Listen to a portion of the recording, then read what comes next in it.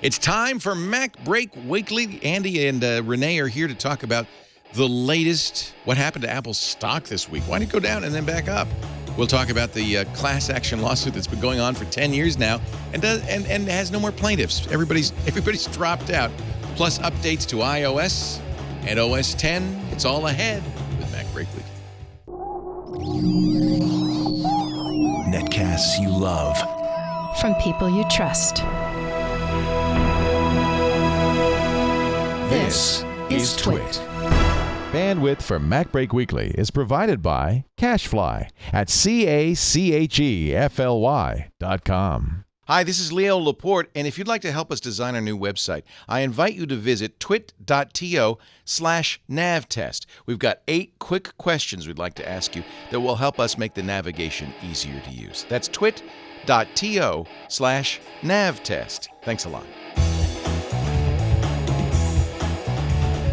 This is MacBreak Weekly, episode 432, recorded December 9th, 2014. Turn up the pimp juice. MacBreak Weekly is brought to you by Oscar, a new approach to healthcare that focuses only on health plans for individuals and their families. To learn more about health insurance plans and get a quote, go to hioscar.com/MacBreak, New York and New Jersey only.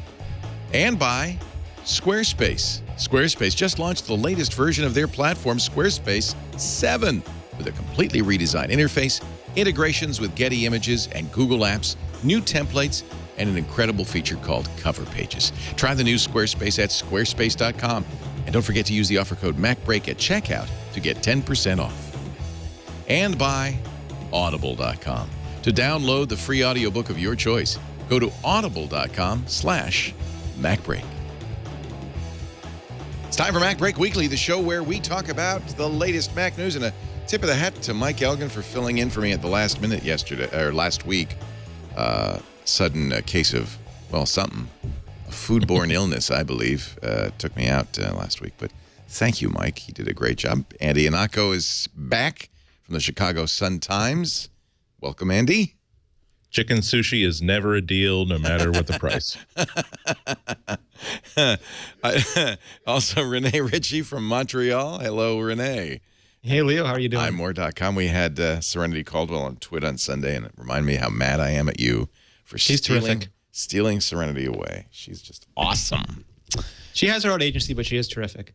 Yes. She doesn't. She still is in Boston and doesn't, she didn't have to move to Montreal or anything, did she? No. Nope. Are you having, I understand there's a nor'easter. There's a colder, whatever. Nor'easter. So both, I guess the eastern seaboard's suffering a little bit of a storm right now? Yeah, we got rain like hell all day today, which is fine if you have just lots of little errands to run inside the house as opposed to little errands outside the house. Yes, so. Run errands inside the house today. That's a great idea. We're going to have our own little 4-year storm on Thursday, so... We're cold, so it's not raining, it's snowing. Yikes. Andy solid form. It was a little bit of a tempest this week in the stock market. Apple stock dropped. I looked at the Apple stock price, I think yesterday or the day before, and I went, what the heck happened? It's coming back up now. It's to 113, but it very briefly just took a dive on December, I guess it started December 8th. And everybody's wondering, what the heck? What happened? Why was Apple at 115 on Friday and down to 110 on Tuesday? Well, the thinking is now it was high-frequency trading. It was program trading. Yeah, I heard a statistic just the other day that whereas about 15 or 20 years ago, I'm sorry, a period of time ago, the average length at which a stock was held before being sold was something like 4 years, and now it's 10 seconds. Yeah. So maybe this has an effect upon the economy that we haven't really thought through. Yeah, and that's because the average is brought down by these machines that do trades over microseconds of time. Great, Michael Lewis book. What pressure for a CEO? You've got 8 seconds to perform before the stockholder says, I have no faith anymore. It started, with a volume. I mean, it could be institutional, but 6% drop, its largest drop in 3 months. Unusual rise in volume. Often the case that's either program trading or. Wonder how smart they are. If one computer says sell when it gets to this price, another one says sell when this guy sells, another one said if the price goes down by this much, sell, and then all the other computer algorithms just start triggering one after the other like a domino. Well, that's right, and it wasn't just Apple. In fact, there were about 300 stocks that had this kind of volatile, odd price volatility. It's something you see a lot now. But Apple, in fact, Michael Lewis in his book, which is wonderful, highly recommended, Flash Boys, that talks about Apple particularly as an example. It's the kind of stock that is perfect for high-frequency trading. Flash Boys is such a good book on this. Anyway, nothing to worry about, nothing to fear here. It's coming back up, and that's not really anything anybody who's investing in Apple or wondering how Apple's going to do should take anything from. Just thought I'd mention that. Let's talk about the lawsuit. Last I heard this morning, they needed a new plaintiff. Yes. All right. So the lawsuit, which has been going on now for 10 years, right? Something like that. It it's referring to iPods sold in a time frame from 2006 to 2008. And there seem to be two complaints, or at least I've read two different stories about this. The Wall Street Journal said one of the complaints was, and we've all experienced this, when you put an iPod in a new computer, it says, well, this iPod is associated with iTunes from another computer. You can copy music over, but I'm going to erase everything that's on it right now. The other complaint is that you couldn't install music from other music stores on it because the Apple only supported one form of copy protection, its own Fair Play, and or is it Play Fair? No, Fair Play. Yeah, Fair Play. Play Fair is the crack. Plays for sure was the Microsoft one. Right. Well, that's exactly it. You couldn't buy something at the Microsoft store or Napster or Rhapsody or anywhere else that had its own DRM because it wasn't supported on the iPod. Real Media, who? Well, That was never actually true, though. I mean, it's given that we're only talking about syncing directly from iTunes. It's interesting how difficult it is to explain Apple to the courts because they are a company. They will do things that are definitely in their best interest. They might even see advantages to keeping things locked up, not just to keep the thing secure, but to, again, prevent certain inconvenient competition from happening. But it's so important. There's no legal basis to explain to the courts, look, our corporate attitude is that we need to maintain control over all the devices we sell. We need to maintain control over all the software we sell. There is an advantage to the consumers to doing this, but that is simply our way. That's how we think of what our responsibility is and what our rights are as creators of stuff, is that we want to maintain control of this at all times. We want the ability to make sure that nothing is happening on here that we don't approve of and that we don't think is good, is healthy for the device or for the user. But when you take that outside of Cupertino, it really does seem like we don't want any competition whatsoever. And again, while I don't doubt that Apple is going to behave as a company that wants to protect its best interests, a lot of this really is motivated by a simple desire for control. So the suit, which was started in 2005, I don't even remember 2005, continues on even though they keep losing plaintiffs. So you need, okay, so it's a class action lawsuit, but you need actually one real person with this problem. Yep. And they've disqualified, one of them withdrew last week. They disqualified the other saying, well, she in fact did not buy an iPod in that time period. She didn't have her receipt. She was in court. So but she said, but I have the iPod right here. So the Apple said, well, can we see that? They wrote down the serial number. Then they did a little research and said, nope, you bought that after the time period of this lawsuit. So then she went back. She said, well, no, and filed an affidavit. I bought two on September 8th. What was it, 2008? And then they said, well, you bought it with the credit card from your husband's law firm, so you didn't buy it. Anyway, but this one person represents a class of 8 million. They're seeking $350 million, although there could be additional punitive damages. The judge declined to throw it out yesterday. Judge Yvonne Gonzalez-Rogers is holding a hearing today. This is a jury case, so she's shunted the jury out. and is now holding a hearing hoping to find somebody else. She says it's too big. We can't just throw this out.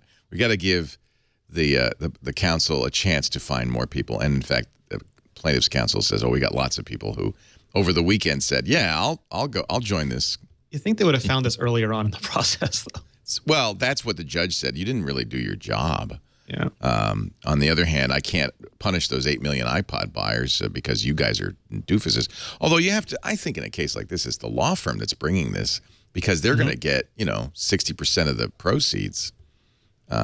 This is, it's a very lucrative little business. The sad thing to me is they managed in this whole thing to get on Steve Jobs literally on his deathbed just months before he passed away in 2011 to record a videotape deposition. Mm-hmm. The last thing I'm sure Steve wanted to do. And in which he says, we haven't seen it yet, although it may be released, which I think would be, I don't know, maybe it'd be too morbid. I think there'd be people interested in seeing it.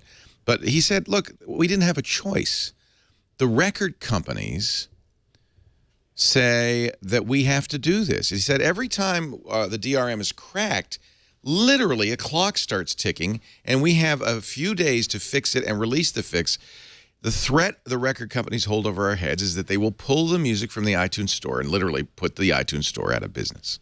Mm-hmm. He said this was the deal we made with the record companies. The record companies said the iPod is a massive piracy device, and if you don't somehow prohibit people from taking the iPod over to their friend's house and saying, here, have 160 gigs of music, then we're not going to sell stuff in the iTunes store. They're doing that today. If you change your iTunes Match login, you can't change it again for 90 days because they don't want you to go to someone else's house, put in their login, download all their music, then go to someone else's place, put in their login.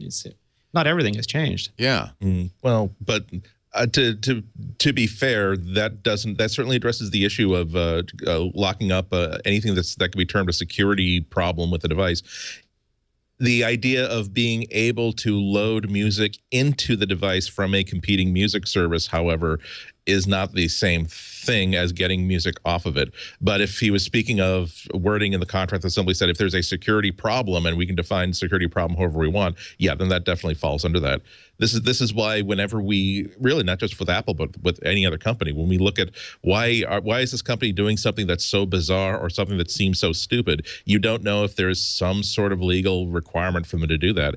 I think I myself might have dinged early versions of Android for, gosh, what a weird behavior, what a non-intuitive way to scroll. And then through that lawsuit, funnily enough, we find out that no, there was an agreement, or rather there was patent problems with doing things in the most natural and obvious way possible. So they had to do something in the third or fourth best way simply to avoid legal issues. So it's anytime that we're talking about this sort of stuff, we have to avoid phrases like, oh man, these people, they just don't get, Apple just doesn't get it. Why get, they're going to be buried because they just don't want to innovate. They don't want to change. Like, no, there's a lot, if you were inside of Apple, you probably also would not understand the real reasons why they have to do things because sometimes it's 3 or 4 or 5 layers deep.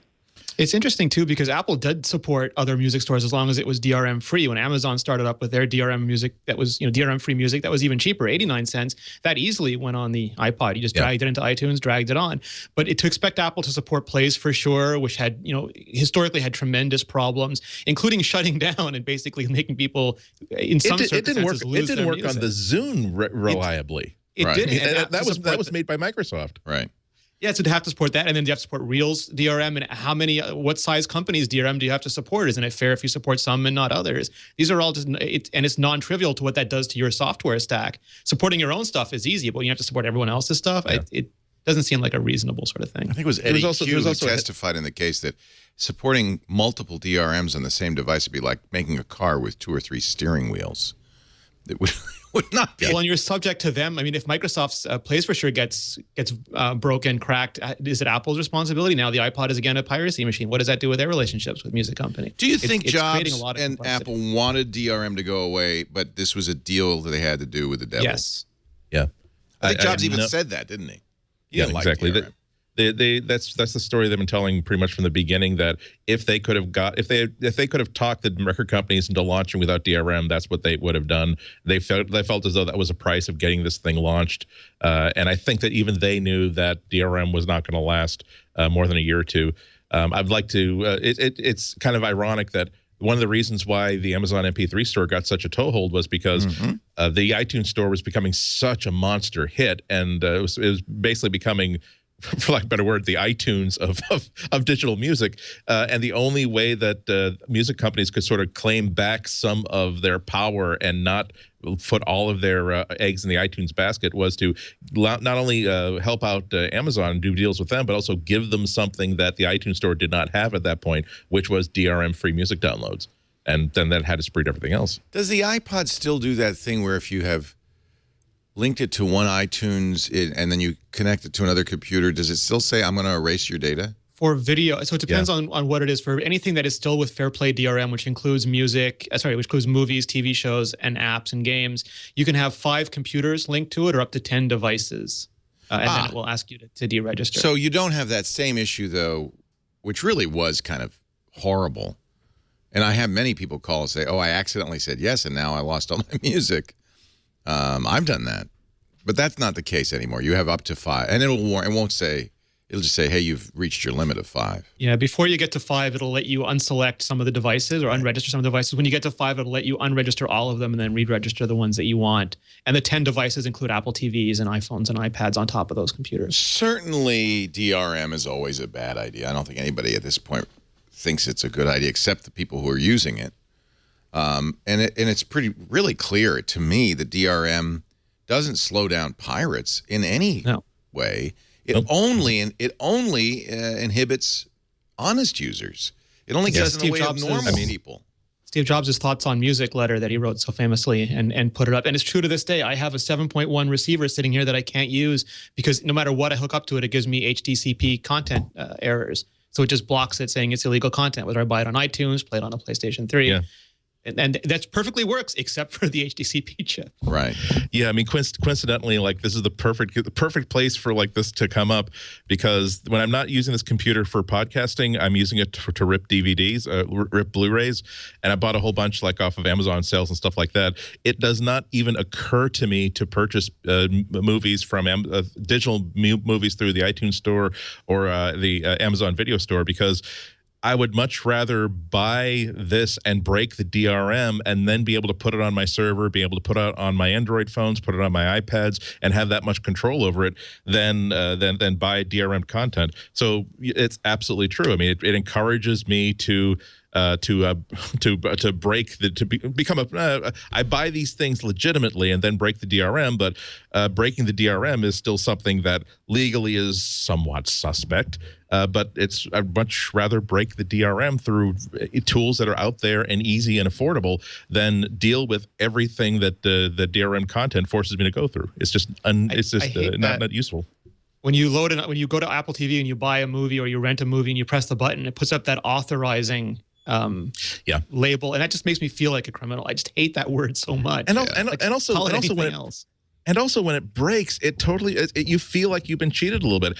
Fortunately the George Takei documentary was good enough that I would want to watch it twice, but I rented it on the desktop iTunes, and then because I haven't rented movies on iTunes in like years, discovered that I can't. My Apple TV isn't automatically aware that I've rented this movie already, but it will let me rent it a second time through the interface on the Apple TV. I'm like, okay, whatever. I'll go ahead. I'll spend another $3. Yeah, and that's there's a story like that for pretty much every user who has to deal with DRM content. I have paid for this.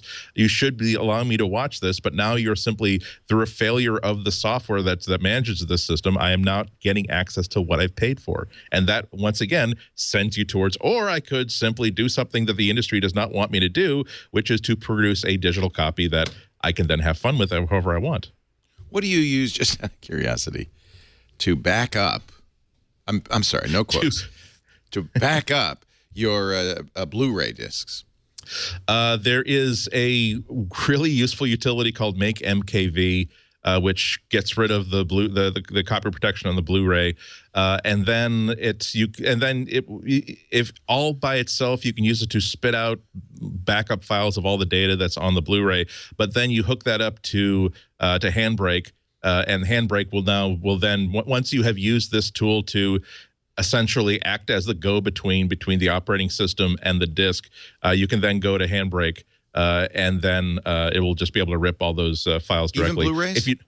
Even Blu-rays, it's a 2 or 3 step process if you do it the easiest way, meaning that you use Make MKV to spit out the files onto your hard disk, and then Handbrake converts those files into something useful. However, there is some command line mojo you can do that will let Handbrake see the libraries that Make MKV has. So it really does become put it in the Blu-ray drive, let Make MKV chew on it for half a minute, and then once it's done chewing on it, Handbrake can then rip it directly from the Blu-ray drive. You do have to make sure you have a drive that's compatible with Make MKV. Most of them are, and most of those are. I have this cheap $30 drive, no-name OEM drive that I got off of Amazon for, again, like $35, and it's just easy as pie. It works. It works easily. I always use Handbrake to create 2 different copies of it. One at full HD resolution, and then another one that's at like lower resolution. That's more portable for phones and for tablets and stuff like that. And so the high definition, the super high def version goes onto my media server and plays through my Roku, plays through everything else, and then the other one just goes onto a file server, and so I can just sync it directly onto literally everything that I own, and that's the reason why I do that. If you go to github.com/Don Melton, he's made some amazing scripts to automate a lot of this stuff. And he's the kind of guy who will make sure that the blacks in Saving Private Ryan are rendered as black as possible. Yeah, that's the video file solution. It's not terribly easy, but he has scripts for like here's how to manage. Here's a script that manages the settings to create a digital copy that is similar to what Apple or Amazon or whatever would create for commercial streaming. And so I don't use it only because I really want this to be like putting a slice of toast in a toaster and getting toast 4 minutes later. And so I just like, I will truly like, I'll go to most of these are went to my usual comic book store that had like just bins and bins of really good DVDs for like $5, and so I tend to like just have a stack of like a dozen of these going at any one time. And you also don't re-rip all of them all 300 of them every 2 days like he does. So it's a different use case. Right.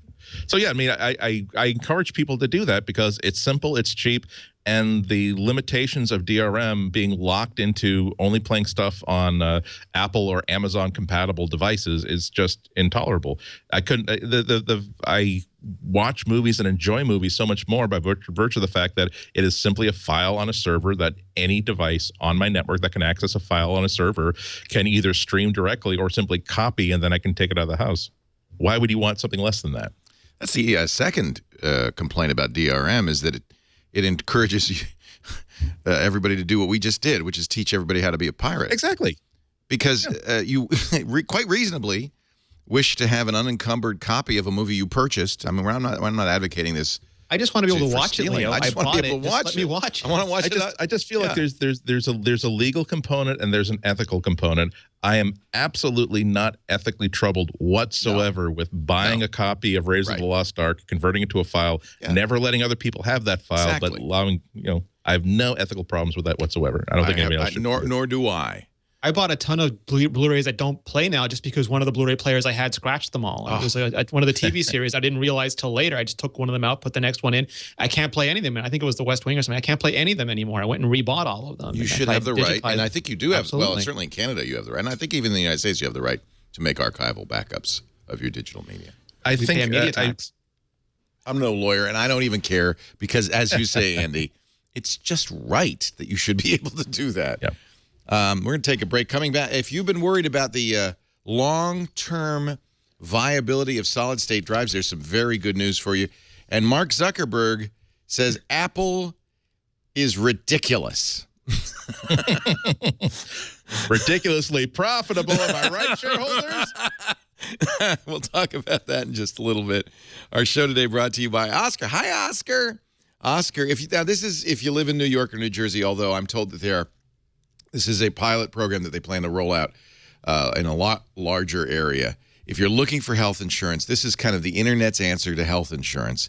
They focus on everyday people as their customers, not big companies. They're using technology to make health insurance simpler, more intuitive, and more human. These are engineers, people who worked at Tumblr, Spotify, and Google. They're really trying to make a better way to buy and use health insurance. For instance, as part of their app, they have a personal timeline that lets you track your medical history, including doctor appointments, visit notes, prescriptions. Telemedicine is supported by Oscar, phone calls with a doctor. It also helps you find doctors and care in your area. Man, I wish they had it out here. Search by location, languages spoken, hospital affiliation. iOS version is out now. Android's coming out next month. Oscar is using technology to provide better care to individuals and their families and to make quality care more accessible. If you're lucky enough to be living in New Jersey or New York, Oscar's Doctor on Call gives you access to a board-certified doctor 24/7. It's like having a doctor in the family. But you got to be in New York and New Jersey right now. And if you do, please let me know what your experience is. Learn more about Oscar's health insurance and get a quote at hioscar.com/MacBreak, HIOSCAR.com/MacBreak, or call 844-OSCAR-13, 1-844-OSCAR-13, OSCAR. You could sign up by the 15th of the month. What is the date today? You got 6 days, and be insured by the first of the following month. hioscar.com/MacBreak. It's about time we got some of the geeks try to solve this, doing it right with an app and everything. hioscar.com/MacBreak or 1-844-OSCAR-13. Here's some very exciting news. Let me see if I can find it because I just erased it. If you've ever bought an SSD, and nowadays when you buy a new MacBook, you're buying an SSD. No, I don't want to update the Adobe Flash Player. Go away. I said no, and it still downloaded it. That's annoying. I must have gone to a pirate site. This is the Tech Report doing this. They, more than a year ago, get this, they picked 6 solid-state drives for, they say, a suicide mission. We were curious how many writes could survive before burning out. Really, that's something a lot of people have been worried about is if you have an SSD, is it going to be less long-lived than a spinning hard drive? We also wanted to track how each one's performance characteristics and health statistics change as the writes accumulate. And somewhat morbidly, we wanted to watch what happened when the drives finally expired. So far, the Corsair Neutron GTX, the Intel 335, the Kingston HyperX, and the Samsung 840 all have died. However, each went far farther than their official spec. So that's the good news. All went longer than the spec. In fact, went much longer than you'd probably have any occasion to use them for. The last victim fell at 1.2 petabytes of writes. But now they've got 2 still alive. The 840 Pro and a HyperX 3K have reached 2 petabytes of writes. Wow. Now, it's kind of hard to put that in perspective, but the author says to give you an idea, the solid-state drives in my main desktop over several years have logged less than 2 terabytes.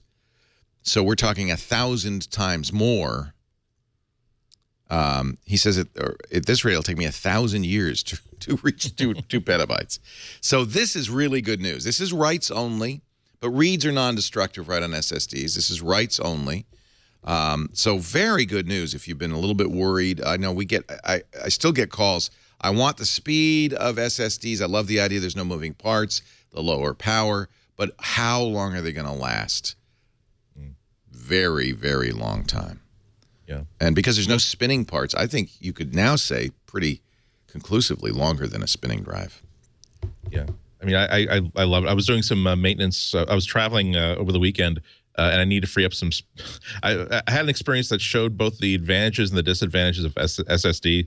Because stupidly, when I bought my new MacBook last year, I didn't think I'd be using it as much as I am, and so I didn't just totally max out the internal drive. So it only has a 256 gigabyte SSD, which means that it's always running out of space. So I had to copy lots and lots and lots of files off of it onto what I now use as my travel pocket drive, which is an external SSD. And so that's the bad news. The good news is that copies are happening so fast that I'm pretty sure that the Finder is buggy. You know, where I got here's a 500 megabyte video file or 300 megabyte. I'll just drag like 700 megabytes of stuff, and by the time I let go of the pointer, it's done. And I actually have to open it. I'm serious. It's like, I'm not thinking that there's a pause and that's done. I mean that I let go and I don't even see a progress bar, and I have to like double click on the external drive to make sure the file is actually there. So this is and you're right. There's a lot of fear about longevity of SSDs. A lot of times when you look online for this information, you find that you're talking about deep analysis that's intended for people who are buying SSDs for server use and really, really intense server use, as opposed to consumers for which really they're almost they all work incredibly well. Any name brand SSD is going to be so long lived that the heat death of the universe will come before the end of your life, before the end of the device. So just buy it and enjoy it. Jeff Gassier is writing this. The Tech Report is at techreport.com. And there's a lot more detail about error handling and so forth. And so it's a good read. And I have to say, our SSD expert from PC Perspective, Alan Malventano, has been telling me that the new Samsung EVO 850 Pro is the one to watch. This is the first SSD drive to use a new kind of NAND technology called VNAND. He is very bullish on this, and the prices have really plummeted. From Samsung, 128 gigs is $119, so we're now below $1 a gigabyte. 256 gigs, $189. They have a terabyte version of the EVO 850 Pro for $659. And I think that is a very exciting price. So, and Alan says this is the drive he's currently recommending, is the 850. It also solves some of the trim issues that the 840 had, some of the slowdown issues. So this is the drive to get. I don't think is it available now? It's imminently available on this new technology. Pretty impressive. Good news. Good news. The hard drive folks have always blown me away. Solid state future, Leo. We're all going to live in a solid state world. No more tube storage or magnetic cores for us. No. You're in the push-button atomic jet age. Next time you're at the Brick House, I have hanging on the wall a big thing of core memory. Oh, nice. Yeah, and it's not very much, but I mean, it's huge. I mean, it might be 2K. Because they're actually little magnetic cores with wires going this way and this way. I remember the trays of punch cards my dad had at IBM when I was a kid. Istio? You have some. Oh, there you go. Nice. Some core memory, baby. Yep. We have come. I always have to I always like to have about 1K of backup storage in case. Make that a medallion, and you just wear that around like a giant clock around your neck. Yeah, I love it. Core memory, baby. Actually, so there's more like bytes than K, but we live in amazing times, and it's so easy to take it for granted. Like Louis C.K. You could probably read the binary off that thing. Yeah, you could.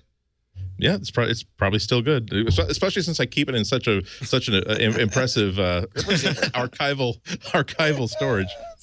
But yeah, like I was buying stuff online over the past week, and like 64 gigabyte memory cards kept going on sale for like incredibly low amounts of money, and I realized that now SD cards storage is so cheap now that I don't even bother to delete anything off of a camera card. I buy 32 or 64 gig cards.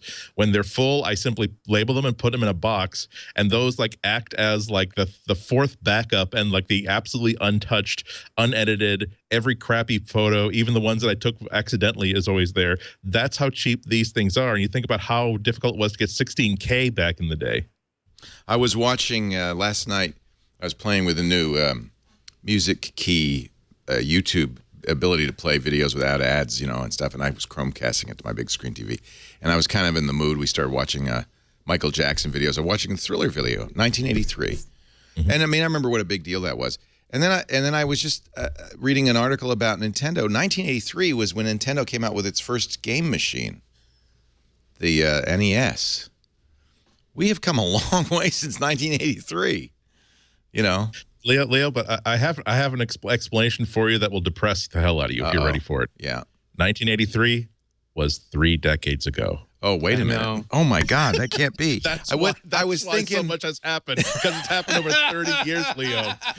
When I was in school, then Casablanca was only like what 5 years old. The world's moving. I went to see last Friday. I went to see Stevie Wonder perform the entire Songs in the Key of Life. Now, almost 40 years old, that album, but that album has not aged. It is. What a phenomenal concert that was. Best concert I've seen in years. Mark Zuckerberg. Okay, so this is good. So the battle used to be Steve Jobs, Eric Schmidt. Apple, Google, right? They're still. Now Apple's kind of buried the hatchet, and not in Google's back, but just in the ground, saying, yeah, no more lawsuits, blah, blah, blah. However, there seems to be a brewing rivalry between Apple and Facebook. Remember, in September, when Tim Cook was talking about the new iPhones, he said, quote, "A few years ago, users of internet services began to realize that when an online service is free, you're not the customer, you're the product." That's an old saw. And of course, promoting Apple's commitment to privacy. Our product is our hardware. We make money on that. We don't need to make money on you. Which I think is a pretty fair statement. Zuckerberg says that's ridiculous and Apple's products are overpriced. Recent interview with Time magazine, he says Apple is actually making and this isn't wrong either. Apple is making products that are exclusionary because they're overpriced. I mean, Facebook's making products that are exclusionary if you don't want to share your data. I mean, if you don't, it's free as long as you don't mind sharing your data. You can pay with money, with time, with data, or with attention. And money is really easy to see. The rest are more abstract. But if I choose not to share data, then Facebook is exclusionary to me. The same way if I choose not to share money, Apple is exclusionary to me. Yeah, that's a good point.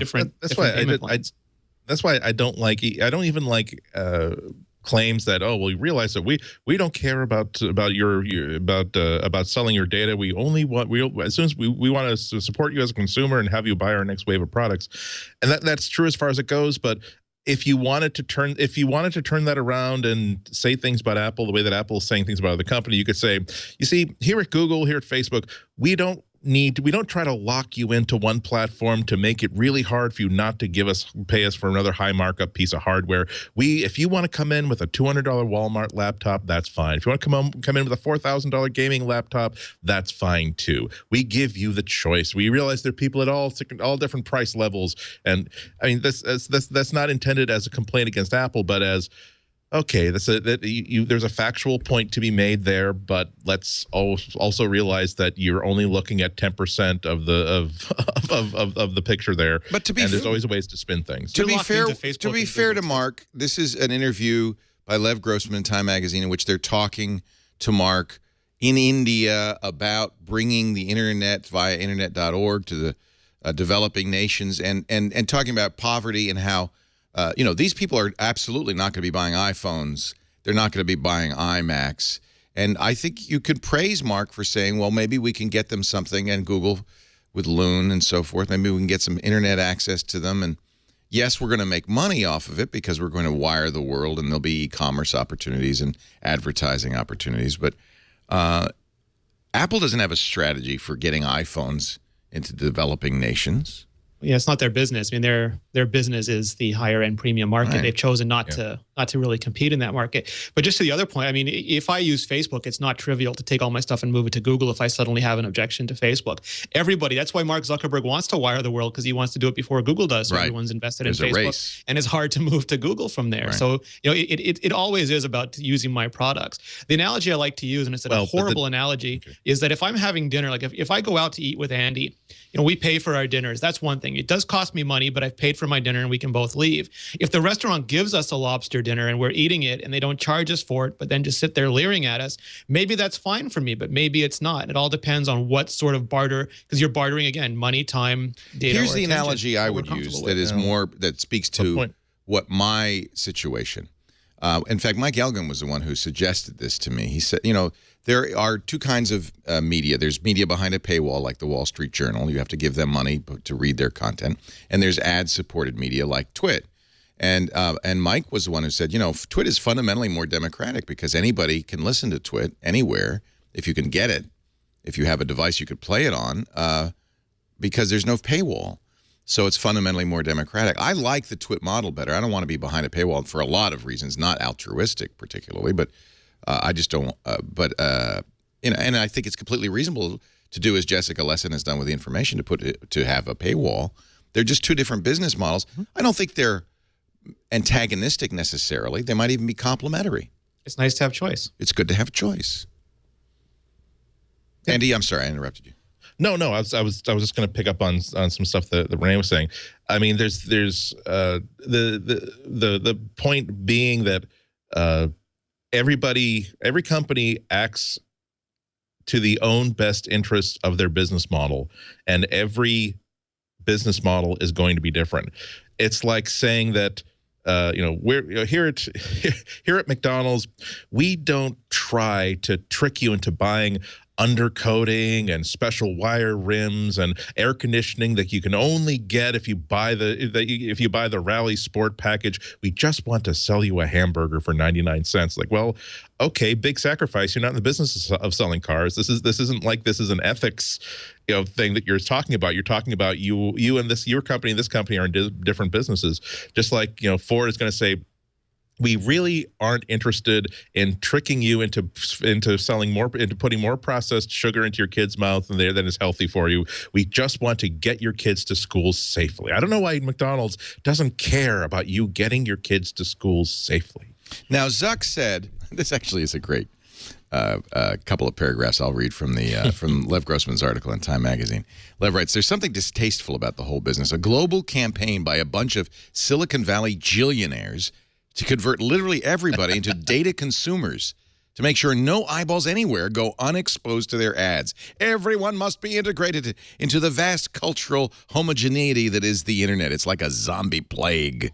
World War Z for Zuckerberg. Get him before Alibaba does. After all, it's not as though anybody asks 2/3 of humanity whether they wanted to be put online. I bet they do. It makes one want to say there are still people here on God's green earth who can conduct their social lives without being marketed to. Can't we leave them alone? I aired this point of view to a few Facebook executives. Predictably, I didn't get a lot of traction. Zuck's response was, Internet.org is not about growing Facebook for the simple reason there's no money in showing ads to the people that use the app because they don't have any. That's a legitimate point. Sure, but I mean, those are growing economies, and if you and we've seen by private experience that if you get them to see Mickey Mouse and Superman and the Playboy Bunny and whatever brand that you're giving them, it creates affinity for those brands. And then when they do have money, absolutely, yeah. Because really, one way to make money, M-Pesa, which is basically banking for much of undeveloped Africa. They use their dumb phones, feature phones to exchange money, to store money, and that's a big business. A lot of money to be made there, and lots of small transactions. Yeah. And they want them to use Facebook messaging the way they use BBM because it's super cheap and voice is expensive there. And because eventually commerce can flow over it. Yeah. And well, look at Line. I mean, they buy stickers and they promote games now. It's not just a messaging service anymore. Right. Yeah. Sorry, Andy. That's why my eyes glaze over when I hear that. Oh, you remember that if you get something for free, you're the product. I think I think it's overplayed. It really is the behave of tech commentary, but also it indicates it sort of implies that consumers are stupid and that they are being exploited, as opposed to simply saying that I'm okay with this transaction depending on the services that I'm getting and how much I value them in my lives. I mean, if a school system wants to standardize on Google Docs as opposed to, and that works out really, really well for Google, so long as it's also the best situation for school systems, that's an okay trade. Yeah. A few months after Zuckerberg announced Internet.org, Bill Gates appeared to take a contrarian line in an interview with the Financial Times. Quote, which is more important, connectivity or malaria vaccine, Gates said. If you think connectivity is the key thing, that's great. I don't. And more succinctly, as a priority, it's a joke. But Zuck said, you know what? I called Bill. Wait a minute. This is the quote from Zuck. I called him up and I was like, what's up, dude? But that's the quote. But he was misquoted, says Zuck. He even corrected it afterwards. He was like, no, I fully believe this is critical. Like for sure. Like for sure, man. So it's not that it's not critical. If you had a choice, if you had to choose, but it's a false choice between connectivity and malaria vaccine, you'd probably choose malaria vaccine, but that's a false choice. It's not the choice. I do think, though, that there's a difference in how traditionally we value. Like when you pay something with money, there are people who live beyond their means, but money is a very tangible thing that you can see in front of you, where, at least speaking for myself, data and attention is something that I can mortgage very easily in the present at the expense of my future. And I think it is worthwhile reminding people that no matter what you're buying, no matter whose model you're supporting, you are paying in some way, shape, or form. Yeah. Zuck says, our mission is to connect every person in the world. You don't do that by having a service people pay for. Not money. Well, I mean, I'm just glad that there are all kinds of different people pursuing all kinds of different solutions, and like the people that might be saying that, well, people need. You could say not only do certain areas need malaria vaccines, they also need roads, they also need clean water. We need a lot of stuff. It's not a zero-sum game. But that's what I'm saying. I mean, I'm glad that there are also people who imagine helping lower income families and saying that, well, we are not going to make it possible for you to we're not going to make it possible for you to take, if you're taking time to take your kids to see a movie or to even see like a free program at the library, that's time you could be spending making money to help feed your children. So we're not going to let you do that. There's so much that goes into creating a good, healthy life. And connectivity is one of those things. I would be disappointed if there was X dollars total worth of time, money, and attention that people could give to helping other people, and they only put it into Facebook or into online services. But I would also that's never the situation. There's going to be individual A who wants to put 100% of their attention into solving one problem. Individual B who will be someplace else. Individual C who will do someplace else. Once everybody does one thing that they're passionate about to solve one specific problem, that's how the whole picture gets clearer. And this, by the way, I recommend you read the article in Time. It's online, it's free, no paywall. But here's the quote you don't see in all the coverage of this article, where the quote you see from Zuckerberg is ridiculous. Here's a good quote. A frustration, Mark says, a frustration I have is that a lot of people increasingly seem to equate an advertising business model with somehow being out of alignment with your customers. I think that's the most ridiculous concept. What? You think because you're paying Apple that you're somehow in alignment with Apple? If you were in alignment with them, they would make their products a lot cheaper. I think Mark is a smart guy. I think this is an interesting argument, and I don't think either side is right. But I agree with you. This is a great thing to have the choice. And I think it's important to make the choice explicit and understand what's going on. This is a good article to read. It was in the December 15th Time magazine, and it is available online on their website. Yeah. I mean, I don't like Facebook myself. I mean, I actively try not to use it as much as I can, but you cannot deny that for a lot of people, this is a great solution to a very important problem, and it keeps a lot of families together that would not be communicating in any other way, shape, or form. Hugely valuable. Hugely valuable. I'm the same way as Andy in that we still have accounts. Probably says just how deeply woven Facebook is into the fabric of the internet. I could get rid of my account. Nobody I really care about is on Facebook. Yeah. None of my family members. It's fun. I was at Thanksgiving dinner with like my extended family, and so what did you think about your nephew's latest achievement? I'm like, what latest achievement? Oh, well, it was on Facebook. Like they graduate from high school 3 years early and got a Rhodes Fellowship. I put it on Facebook 3 months. Oh, that's why. They can say that, but the problem with Facebook is there's no guarantee you saw that post, even if you looked at Facebook assiduously, because it doesn't show everything. I'm not a Facebook fan either, believe me, and I'm not. But as you said so eloquently, Andy, so many people do get value out of it. I wouldn't ever say, well, you should. We had that same problem, and Serenity did a video for us yesterday showing how to make a list, and that way it because Facebook will only show you certain items, but if you put them in a list, it turns out they'll show you everything from the people or pages that you put in there. Right.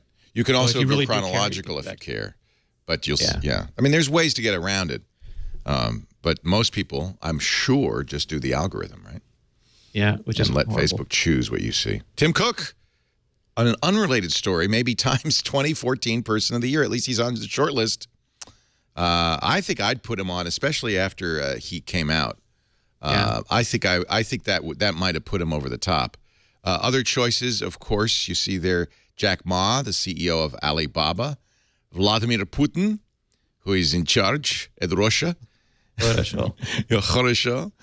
Taylor Swift, who has very red lipstick. Ebola could be the person of the year. Yeah. The Roger Goodell, the commissioner of the NFL, I think he's a long shot. I would say Tim Cook, if that's the competition, Tim Cook should be in there. The first openly gay CEO of a Fortune 500. He has done so much for Apple. Apple's success since Tim Cook has been CEO is incredible. Made it the most valuable company in the world. A lot to be said for that.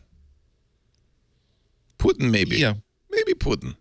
Remember, person of the year does not have to be a good person. It's just one that's influential. It is right, exactly. Influential and notable. The personal computer was person of the year one year. Right. So Zuck was the person of the year in 2010.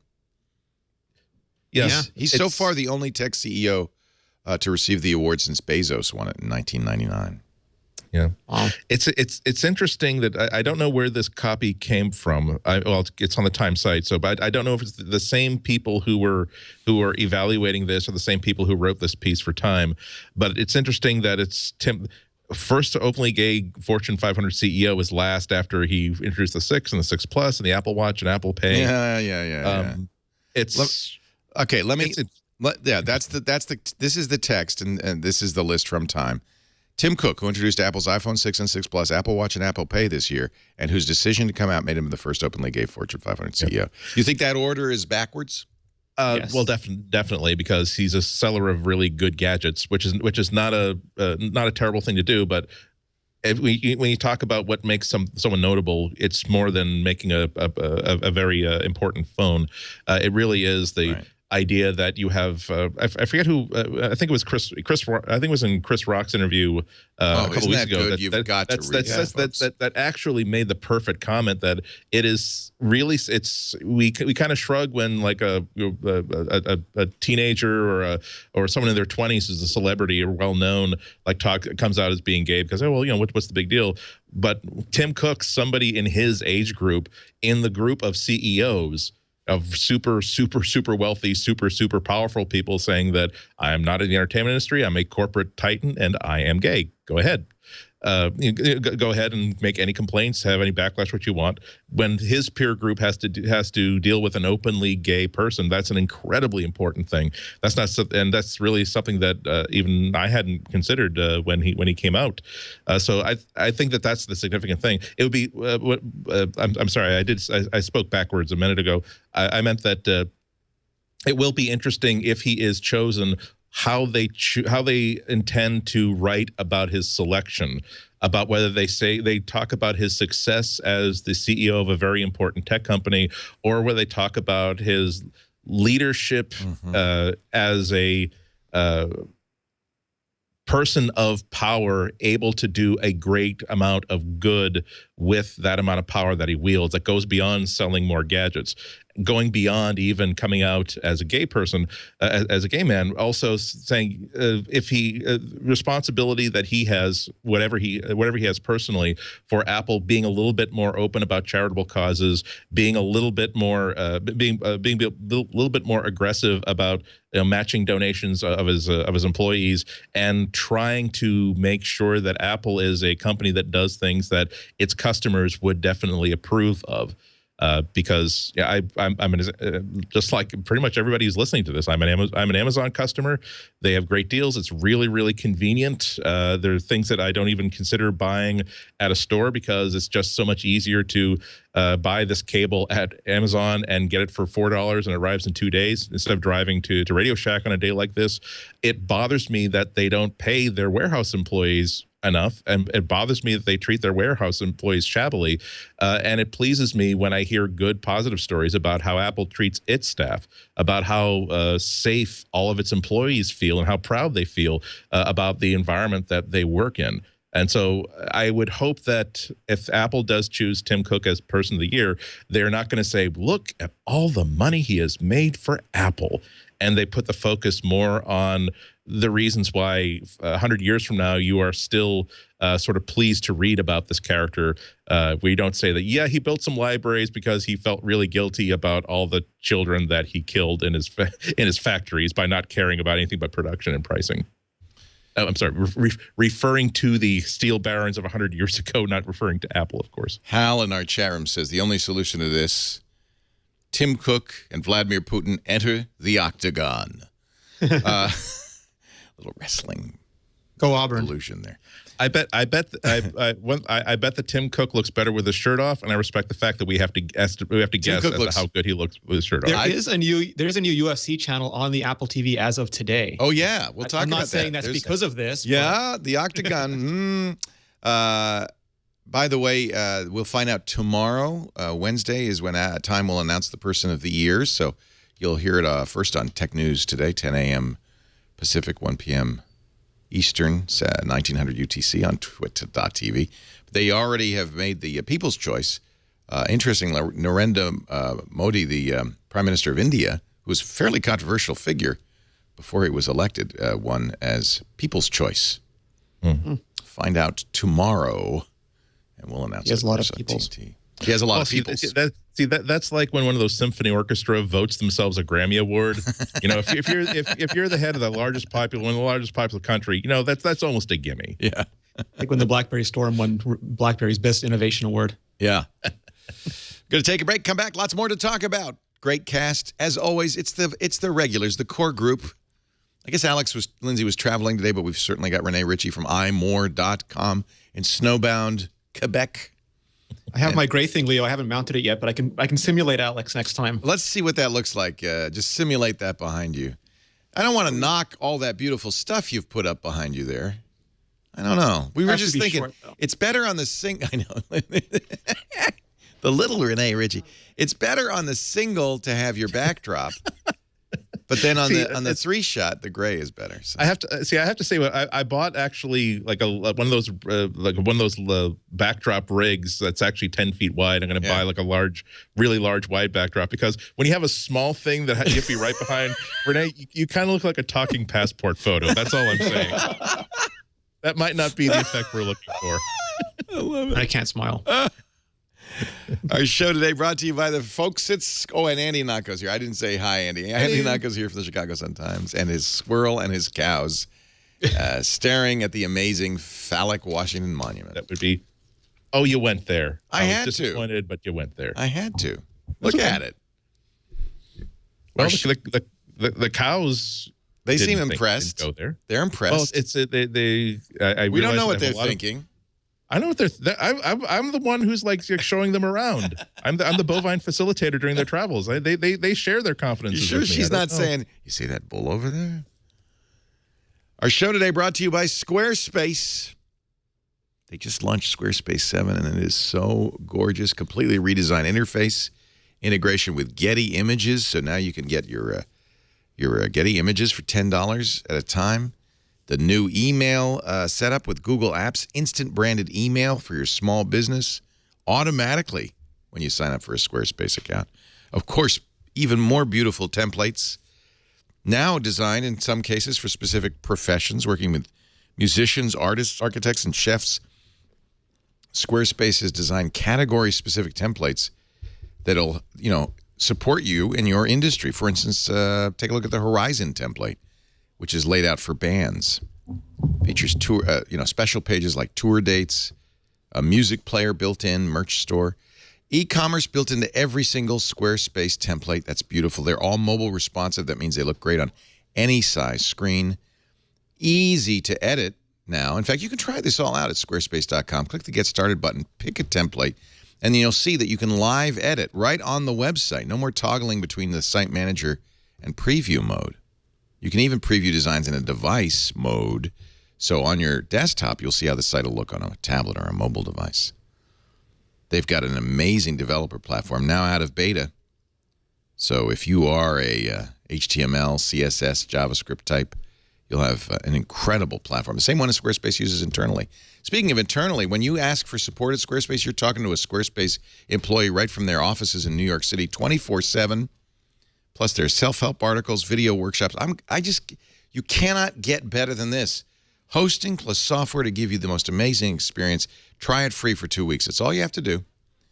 It's up to you. Nobody's going to force you. Just give it a shot. If you decide to buy, that's when we come in.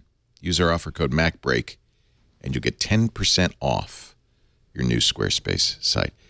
It is fairly affordable to begin with, $8 a month. That includes the domain name when you sign up for a year and all the apps that they have, the Portfolio app, the Note app, the Metric app, the Blog app, all of which make it so easy to update your site, see how it's doing. The Portfolio is kind of a cool one. That's for, I think, for iPad. If you're a photographer, it lets you show. Oh, they have an iPhone version, too. Lets you show your photos to a prospective client, and it pulls it right from the site, but it doesn't give you the site template. It gives you a unique Portfolio template. So cool. Squarespace.com. Squarespace. Start here, go anywhere. Just use the offer code MacBreak for 10% off. That's all I ask. MacBreak Weekly on the air. Thank you to Jason Howell, holding down the fort while I was gone last week. Anytime, Leo. Nice job. You don't take much time off during the week. It's the first time I have it really missed doesn't shows happen very often. by being sick in years. Yeah. I didn't, in 6 years of tech TV, I never missed a single show. Food poisoning is horrible because you feel like you want to die, but only for a few hours. Well, don't get salmonella. It lasts a week. Yeah. It's not a good one. But you really know, opens up the sluices at both ends. yeah, Bruce. Actually didn't. Mostly it was just really severe cramping, and it was just really uncomfortable. You know, I suspect the hotel we stayed at on Thanksgiving night, because the next morning we had breakfast there, and the server told us the eggs were unusual. And I said, "Are these fresh?" She says, "No, they come in a big plastic bag." She said, "We go through my body weight in scrambled eggs every breakfast." That's when I think, looking back in hindsight. I've been hit twice on airport food. I've eaten fruit at an airport, and then I've landed like at CES or at WWDC and just been unusable for a couple days. I really feel like I eat out too much now, you know, and I should start. I'm getting back to cooking in the house because I know how to wash my hands and avoid cross contamination, wash the knives, wash the cutting boards, all that stuff. Look at the egg before you cook it. Yeah. Anyway, I'm sorry. That's disgusting. Nobody should hear about that. Jimmy Iovine to Apple. You have a hole in music right now. Let me plug it. Is that the first time Jimmy's used that line? I don't know. Babylon 5. That's a lyric in some song somewhere. Yeah. He's talking about the lack of presence in streaming music. There's Jimmy on the left next to Tim Cook, Dr. Dre, and Eddie Q. The famous picture, the last time either Jimmy or Dre were seen at the Apple campus. I convinced them, says Jimmy, that this Jimmy Iovine, of course, the head of Beats, but also a legend in the music industry, legendary producer and executive. I convinced them, and I don't know how Jimmy talks, but I imagine it's something like this. I convinced them they had to buy this company, I said. I don't want to work for anybody else. I want to do this at Apple. I know I can achieve this at Apple. I don't want to, maybe he's got a little higher voice. I don't want to shop it. I want to come here to Steve's company. Did nobody tell Jimmy Steve's gone? Ouch. I know you guys. I know what you're capable of. I know you get popular culture. I know you have a hole in music right now. Let me plug it. I think it was 2 years before they said, yeah. So basically, what Apple's looking for in a resume is, I was once one of the dead-end kids. I'm Leo Gorsi. Apparently, Iovine pitched a subscription music service to Apple in 2003, in the earliest years of the iPod, long before Pandora and Spotify. Iovine does not have a specific... This is from an article at Mac Rumors. Julie Clover writing, but I think the interview comes from GQ's magazine, where he was named one of the men of the year. So he's revealed some of the secrets. Apparently, longtime friend of Steve Jobs. They had a close relationship. He collaborated with Steve on a number of things, including, as we I think knew, the U2 special iPod. He does not have a specific title at Apple, a senior role at the company, alongside Dr. Dre. under Eddie Q. Anything more to be said about Beats? Not until Apple says something about it. Yeah. Yeah. Here's a picture. It does. It does seem like one of those long haul sort of things. Yeah. Where I would not have been surprised if Apple had.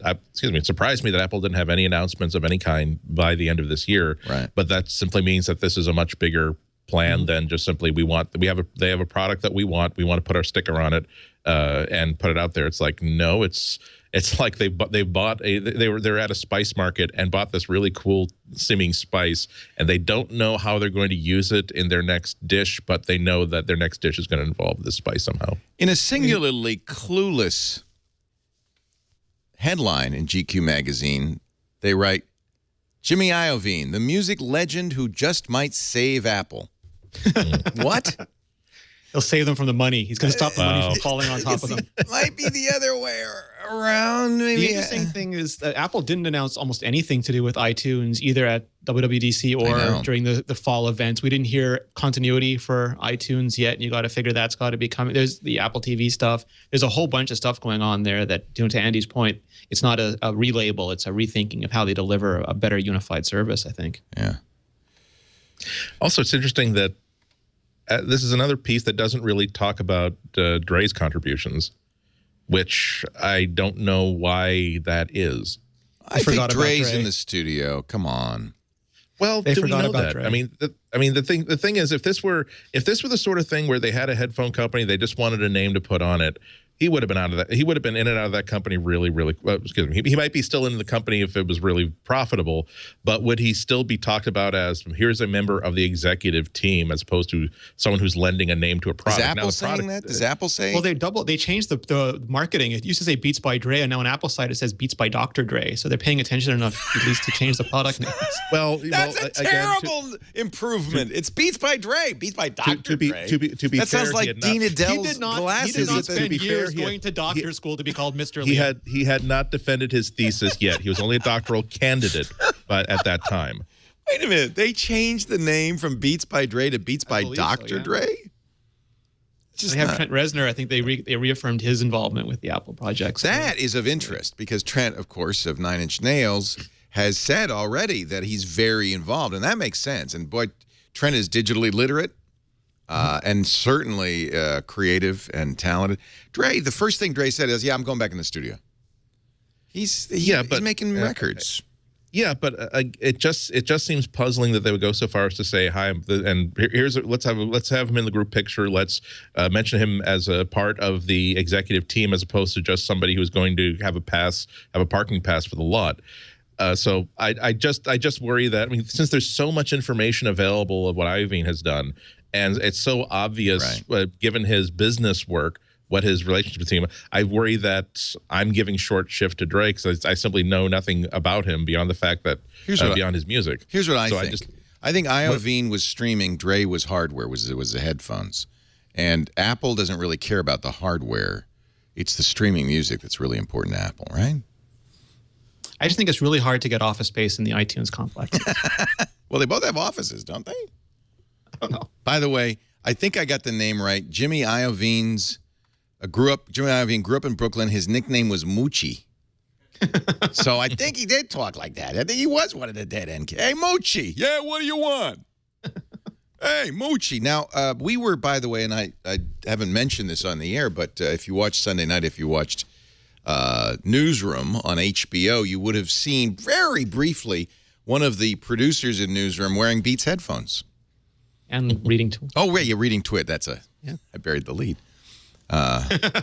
Bless you for pointing that out, Rene. that fact had totally been lost. Yeah, that's pretty cool. He was watching Twit while he was. I think he's a bad guy. He was watching Twit. Are there bad guys in news? While he was being a bad guy and wearing Beats headphones. So Beats is still getting out there. I see Beats in movies. Well, their donut selfie commercial was really good. The donut selfie commercial. I missed that one. It was the new Beats commercial. The donut selfie was this woman, I forget her name now. She did a video where it showed you how to take your iPhone from one ear bring it around to the other ear, and use the darkness as a transition to take video selfies of yourself. Oh, in I different did see locations. that one. Yeah, so they did a version of that for Beats with a bunch of different celebrities and the woman who originally created the donut selfie in it, and it was a really good. I think it was most recent Beats ad. It was Yeah, really they well have done. a whole Tumblr dedicated to the donut selfie. I did see that. Now I know what you're talking about. I was thinking, you said the word donut, Yeah, and my mind went to sprinkles. as well it should. As well it should. But you're talking about the idea of taking the selfie around. Yeah. Is it a video? Yeah, It's like a video and when you use selfie? slow mo, it's really cool. You can go to donutselfie.com to learn how to do it. Yeah. You can. This is donut Yeah, selfie. that's- I'm here. that was her. I'm on the tutorial right now. This is brilliant marketing, at least in this company, right? They know what they're doing. Here, let's listen in. First, you want to turn your camera on. Make sure it's on video. Am I getting more video? I'm getting more audio than. Let me. I think if you go to Although it's a donut Let me pretty hot pause. song. I see, Pause the yeah. donut selfie ad so that we can. Who is this giving us the tutorial They must here? have redone this because the original woman who created it has her own set of tutorials. This is Keenan Thompson. I thought Dre had gained some weight, but no, it's Keenan Thompson here. What's up? This your boy Pimptastic. I'm about to teach y'all how to do the solo selfie. First, you want to turn your camera on. Okay, good Make start. sure it's on video. Wait a minute. Say that again. Vidjo? Vidjo. Oh, I get it. Vidjo. He's, by the way, using a massive iPhone 6 Plus. Okay, cool. Then you want to face your screen outwards. Start at the B. Bring it around. Hit that selfie pose. Pimp it. And bring it around to the other beat. It's just that simple. If you want to crank up the pimp juice, do it in slow-mo. You dig? Crank up the pimp juice I think the original tutorials are better. with your donut selfie. And by the way, it's about beats, right? Because he says you start at the beat, you do the selfie, you get to the other beat. I hope she got well compensated for that because they just took over her entire meme. So this was not somebody who did it for beats. This woman was doing it originally just for herself. Yeah, and then Beats sort of She did invented this. it? Yeah, well, you'll see her at the very end of this commercial. So she's in it. not the model in the bikini No. top. She's a young. I don't know if she's Chinese or not, but But she's these a are young Asian real. woman. These are real people. Famous people. Those are all those are all celebrities. People that we're way too old to know. the Yeah. name. Is that Ashton Kutcher? Oh, okay. I don't know. You Yeah, recognize that's him? her. That's the woman. So she invented it. Yeah, yeah. I'm gonna do more donut selfies. You should, Leo. You should What do a was quick it? What was donut the selfie. phrase? I want to bring out the pimp. What was it? Pimpin'. Dial up the pimpin'. Show title. I'm dialing up the pimpin' now. The pimp juice. Yeah, the pimp juice. I'm Yeah, dialing I up think the that's pimp what it juice. was. Yeah. Turn up the pimp juice. Oh, but to do this, you have to have. Oh, they're selling the fact that they don't have wires anymore on the Beats. But this is close to the equivalent to what the old iTunes ads were like. Sort of the pulse of It the is. music community. And It yeah. is, and I think that is something maybe Apple could use some help with. So that's good. Moochie is in residence. Dr. Moochie. There was a good new there's iPad Air commercial this weekend too during the football game. To Super Bowl. Yeah, I was going to say Grey all your Cup. games are Super Bowls to me, Leo. The Grey Cup, the Earl Grey tea. Same thing. Should I play it? Is it a iPad Air iPad Air tea. ad? You can go to apple.com. Sorry, youtube.com/apple. Is this the one called Change? You don't know what the titles of the ads are. No. Changes in the air. Watch the film. No. Where's the ads? So apple.com/. youtube.com/apple. It'll be the first one. All right. Thank you for helping us find Apple ads. There it is. It is called Change. And this is the Orwells singing. Oh. Yeah, wait a minute. Is it a good idea to put an iPad Air in your gas tank? Oh, it's on top of it. Okay. That'll be great. That'll work great so long as you only drive that motorcycle indoors. Once they've got you're in the the new sunlight, anti-glare coating. that's not a good choice.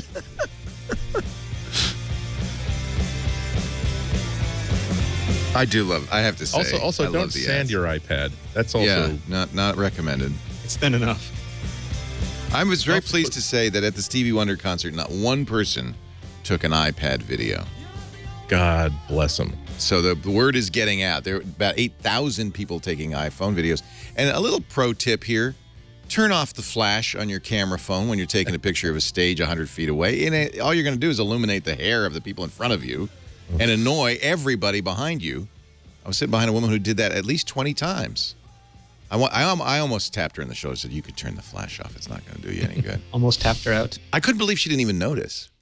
And then there's another really bad trend in public. People are taking, at concerts, flash selfies. So the people in front of me are taking selfies, and the flash is hitting me in the eye. But you missed out on the obvious solution to get them to make sure get that lady behind you to make sure you turned off the flash so that you'll be completely in darkness. You could have just taken your hand like this and moved a finger and just held it like that for a good 10 minutes. Unless you wanted that to be in the foreground of every picture. Then it will go viral, Andy. I photobombed a few of those selfies. Oh, that's even perfect. I would love her to put that file. See what that jerk did when I was just taking flash pictures at a concert with my phone all night? Boy, that guy was a jerk, wasn't he? But back to Beats though. You reminded me of this really good article. The only involvement I have in football is the AV Club has a column called Block and Tackle, written by John Tate. Hope I'm pronouncing his last name right. That is just a really readable column on football. This week's column, he's talking about headphones. And talks about the controversy because the NFL has a contract with Bose to be like the official headphones of the NFL and fining players for wearing any headphones that aren't Bose. But that had the effect of now, because we football players either are proud or because we want to market ourselves as like anti-authoritarian, we want to definitely now be wearing not Bose headphones and be seen not wearing Bose headphones. And he has a great quote from one of these players, Denver safety TJ Ward, saying that Bose headphones are quote old people headphones unquote, and Beats are the ones that that's actually true. Everybody wants to have Beats. That's actually true. And the contract with the NFL requires the players not be seen on camera wearing Beats or any other brand except Bose for 90 minutes before and after the game. Of course, this is well within that time frame. This is my own esteemed quarterback, Colin Kaepernick, for the San Francisco 49ers, who to this day, still at every press conference, despite his pathetic performance on the field, continues to violate the NFL's strictures and wear Beats headphones. He's now covering up the Beats logo with a piece of tape. But look, Bose doesn't make pink headphones, okay? Well, after all, where is an NFL starting lineman going to get $5,000 to pay that fine? It's $10,000, but what the hell, It's apparently Bose is coming back to the Apple $2,000 here or there. Yeah. It feels a little disrespectful to me at this point. Just don't wear any headphones, okay? You're not required to wear Bose headphones. I mean, what? Okay, paying disrespect to the NFL. I thought you meant the other way around. It's like, you know what? These people are grown adults, and if you're telling them that they can't wear whatever headphones they want to wear, that's because don't wear like the headphones that have like the giant rotating Beats illuminated logo on them, made just for promotional purposes. But for God's sake, that's a good point. Or maybe treat them better when they retire, so they don't need to pick up so much endorsement cash while they're playing. Now that we know that they're an ungodly dangerous sport that's going to have lifelong repercussions. That the best of it is that their knees and joints will be shot by the time they're 43, and they'll require titanium earlobes by the time they're finished. Let them wear whatever headphones they want. Bose has a problem though, because there's a Beats eruption. I mean, all the players like Beats, and they all are wearing Beats because that's what the young people wear, right? Here's Richard Sherman in pink Beats. Some other big guy, gold Beats. There's the over-the-ear Beats. That's Eli Manning, isn't it? Tom Brady. Oh, Brady, I'm sorry. Yeah, I could tell by the hair. Brady has the worst haircut ever. And there's Colin with his... Spent all his money on Beats. No money left for supercuts. Speaking of which, it looks like the razor slipped when they gave Colin their haircut there. There's a little bit of a swirl in the top. What happened there? I think that's very touching. His part kind of went crazy there. Oh, maybe it's a co-marketing deal with Nike. Like it's a swoosh. They can't make him cover up a logo if it's part of his body. Right. And if Don't it's give not a Beats any tattoo, that ideas. means he can keep changing the bidding process every single year. I just want to say that even though we have a deal with Beats, you guys, if you want to wear Bose headphones, you go right ahead. Anytime. Actually, we don't have a deal with anybody. I wish we did. Call Leo, make a deal. iOS 8.1.2. When did that come out? Right before the show. What's new? Is it a The security? biggest fix is well, there's a bunch of fixes, but the biggest one is that previously people would lose ringtones or text tones, and because the recording industry will not allow Apple to make those re-downloadable, you had to jump through hoops to try to get them back, and that fixes this problem. Fixes the ringtone issue. Yeah, It does, but they say this every time. For more information on the security content, click this link, and then there's nothing it wasn't at that posted. link. Yeah, it takes them a while to get that up. Yeah. All right. So new iOS recommended. No problems to date. Yeah, I downloaded it, I installed it right away. I made sure I tested everything that I could, and it was super solid. I think since iOS 8.1.1, if you had any quibbles or qualms about iOS 8, the big stuff has all been solved. And 10.10.2 Yosemite is in beta now. It's out, and this is the newest seed. And Apple says this time the Wi-Fi issue is fixed. And Chrome 6.2. Chrome was crashing if you had a trackpad. Anytime you touch the trackpad, it would crash Chrome, and that's working again now too. Yeah, that was not good. No, it was deprecated code, but still, it's not. Yeah, it's not what you want. Don't crash Chrome, please. All right. So when do you know when we'll see 10.10? Oh, anytime now. Yeah, 470 megabytes. If you already are in the pre-release version, you can download it from the App Store. In fact, it's probably been pushed upon you. They've gotten really good at that process. You have to actually go and turn it off now if you want to stop doing it. Yeah. Typo, the company that was started by, was it Ashton Kutcher?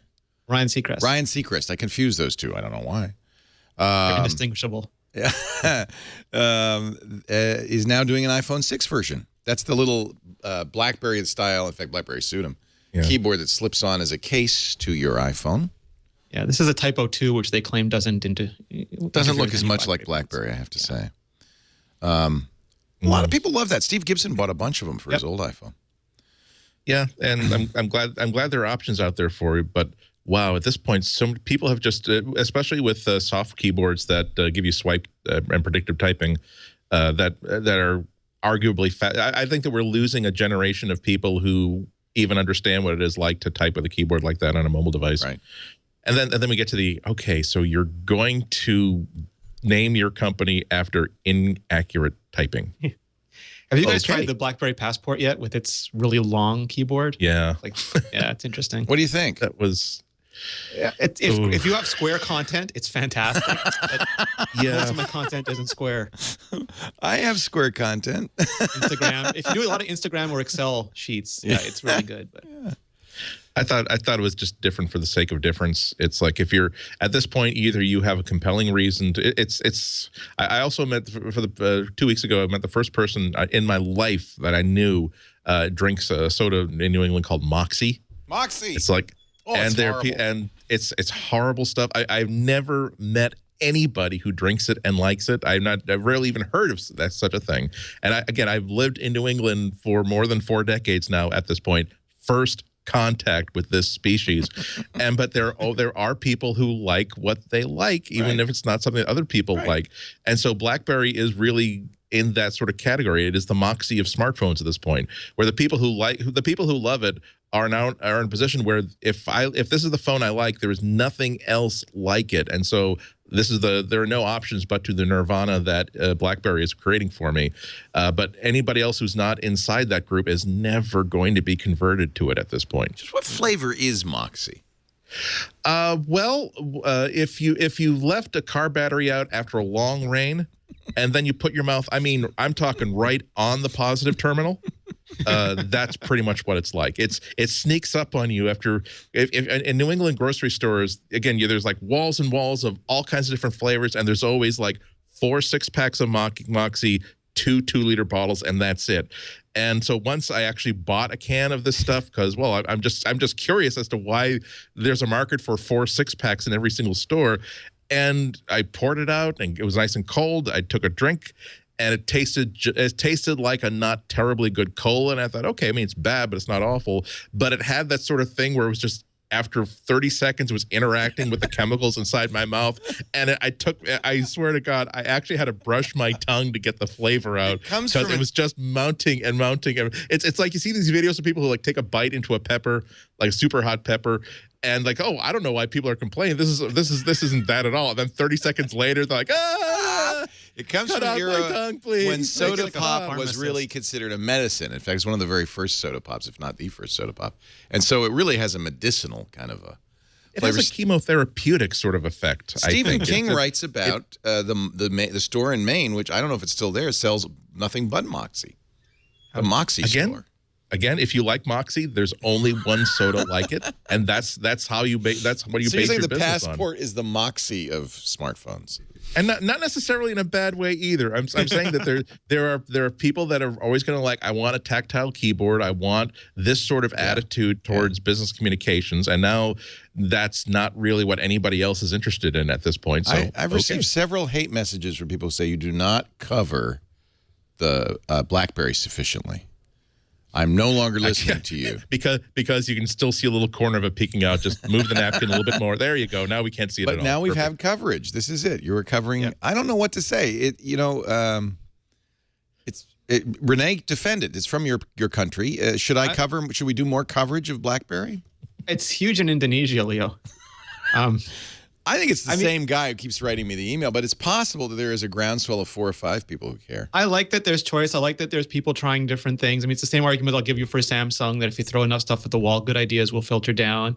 It's just, they just made so many miscalculations in the market that it's going to be tremendously difficult for them to come back to relevance anytime soon, which is sad because I like the fact that Canada has an operating system. They have two because they bought QNX as well. Right. So, I mean, I was a huge BlackBerry fan. Had all the BlackBerry phones right up to 2007. Yep. And then all of a sudden, this thing called the iPhone came along, and it was kind of all over. The Orion spacecraft, a little kind of trivial note here. The Orion spacecraft, which is NASA's newest spacecraft and launch engine designed to bring crews to Mars and beyond. Did they actually launch last week? I know they were planning to, but then I heard it was scrubbed. It was delayed for a day. It had a completely successful mission. Did 2 orbits, splashed down, and it's completely recovered. It contains a computer. Now, remember, the computers that go out in space have to be hardened in special ways because there's more cosmic rays. There's lots of issues. Reliability is much more important than speed. Yeah. But the PowerPC chip in the Orion manned module is identical to the PowerPC from the iBook G3 that came out in 2003. It's terrific. The same as the 750FX. I think it is space hardened. It runs, in fact, I think all of our NASA's vehicles have been using chips based on the PowerPC platform for some time. 900 megahertz, bus speed of 166 megahertz. 512K online L2 on-die L2 cache. Actually manufactured with a 130 nanometer process, which is pretty good. Probably better than well, maybe not. We're down to 14 nanometers currently with the Core M. But they say, according to this article from Geek.com, it's about as powerful as the ARM chip used in the Galaxy S3. And that's all you need for the Orion spacecraft. Amazing. Kind of cool. It's amazing. This is why I'm not quite so bummed out about the lapse in like crude spacecraft to or human spacecraft to that take people to the moon and Mars and stuff, because we've got so many really cool things out there as it is. Orion is exciting because it's not just designed for one mission to ferry people from the ISS to the ground and back again. I mean, there is a spacecraft called Stereo. Actually, 2 spacecraft that are here to image the sun at all times, and one of the just to show you how interesting these long-term, multi-year missions are. So, one of them is out of commission only because it's sort of like tilted the wrong way. But at some point, it will continue to rotate, and now its solar panels will get enough energy that it can do another maneuver and get its mission back. And there's a pick of the week that I was gonna pick, but I have to delay it for a week because I don't really understand it enough to talk about it yet. But there's one app that has every single space weather piece of information collected that NASA's generated all in one single app, and it just gives you an impression of here's how many spacecraft are out there on decades-long missions that are bringing back data every single moment of the day that is incredibly useful and even compelling to people who do not have PhDs in the correct sciences. So much great stuff is happening, and the design of these things, what they can do on essentially a watch battery and a Simon game CPU is just mind-boggling. I have, if you're interested in this, we did an interview on triangulation last week with the program manager for Mars Curiosity, who is currently working on future Mars projects. Really interesting. He was great. It was really fascinating. Let's see, just a couple more stories that we want to take a break and get to our picks of the week, because it's time to wrap this up. Yeah, it's worth talking about the app rejections if they're on there. Go ahead. Yeah. Let's do it. So I tried to explain what was going on with some of these, but it's really difficult because extensibility. Is this the pirate space stuff? What are we? There's a couple things going on. So Apple introduced extensibility at WWDC, and it arguably is the biggest change to the App Store since the App Store launch. And a bunch of apps were approved that now are being rejected. Some of them are getting put back in. It's just so people understand what happens when new technology is introduced. Developers rush to make apps to use them because Apple wants to promote those technologies, and they'll often be featured.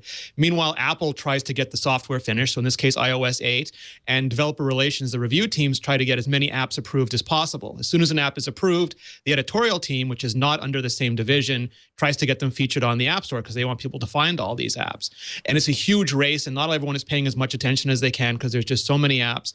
And then later, as the apps come for re-review or reviewers see them, they reject them because they're not in keeping with the original ideas that Apple had for how widgets or extensions or cloud providers should be used. So, for example, they originally didn't want you lingering in the notification center, so they wanted you to do something quick and get out. And pCalc, you could actually spend all your time in there. Right. Or with drafts, they wanted the button to stay in widgets, but the button in drafts sent you from the widget back to the app.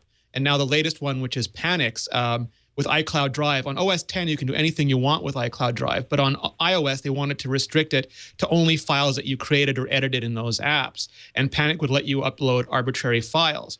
So these are being rejected, and it's tough because editorial has featured these apps because they were originally approved.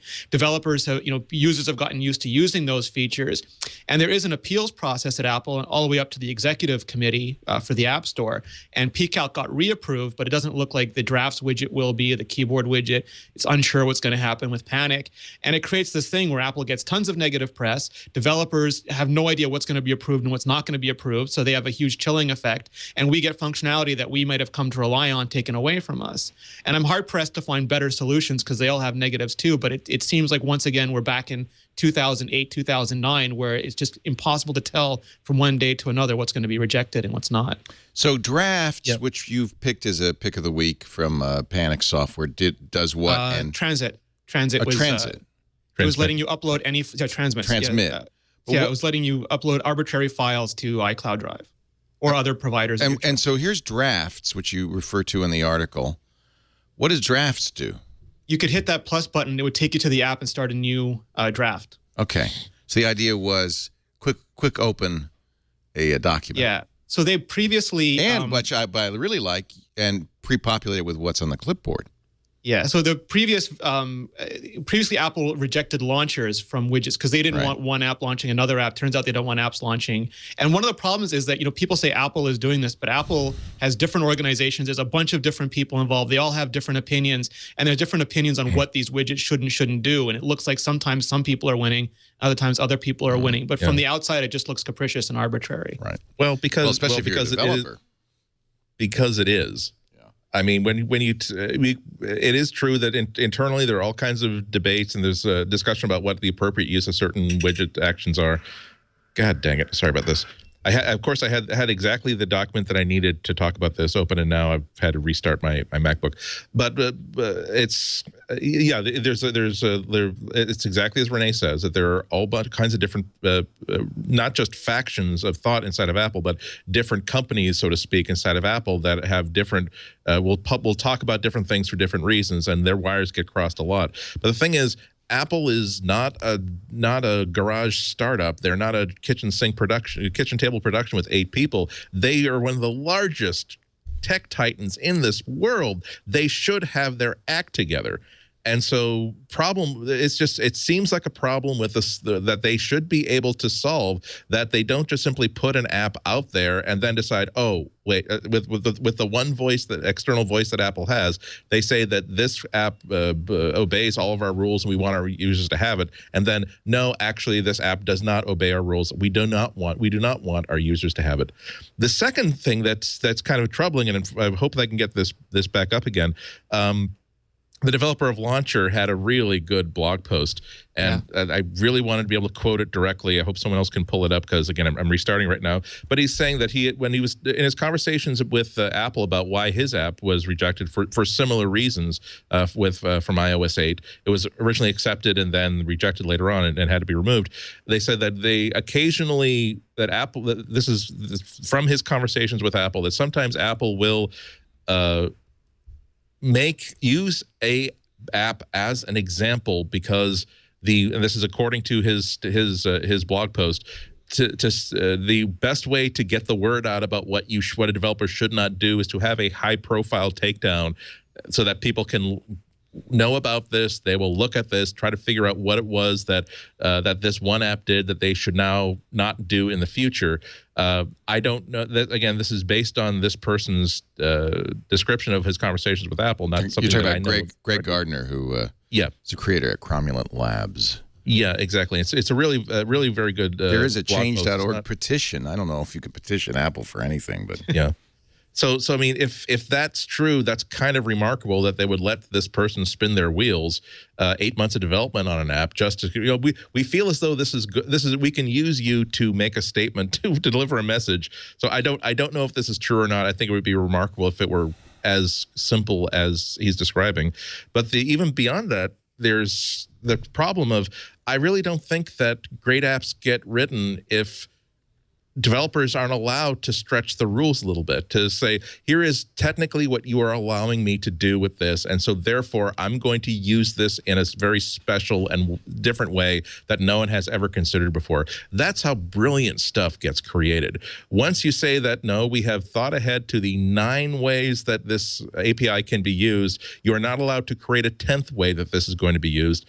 I think I worry that 5 years down the road, that leads to a very boring catalog of apps that can never really surprise us. So I just hope this isn't a sign of bad things to come. Greg writes, at this point, I've become quite disillusioned with iOS development and Apple as a company. It seemed they were opening up the platform and allowing for, you fool, and allowing for more inter-app communications in iOS 8. But this decision shows they still feel they know what's best for the users, even if users disagree.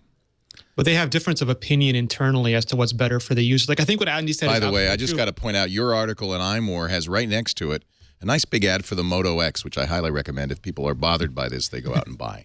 That's why I do not use an iPhone. This is the slippery slope you go down when you say we are going to tightly control what's available on this platform. So then the you one have thing to that choose.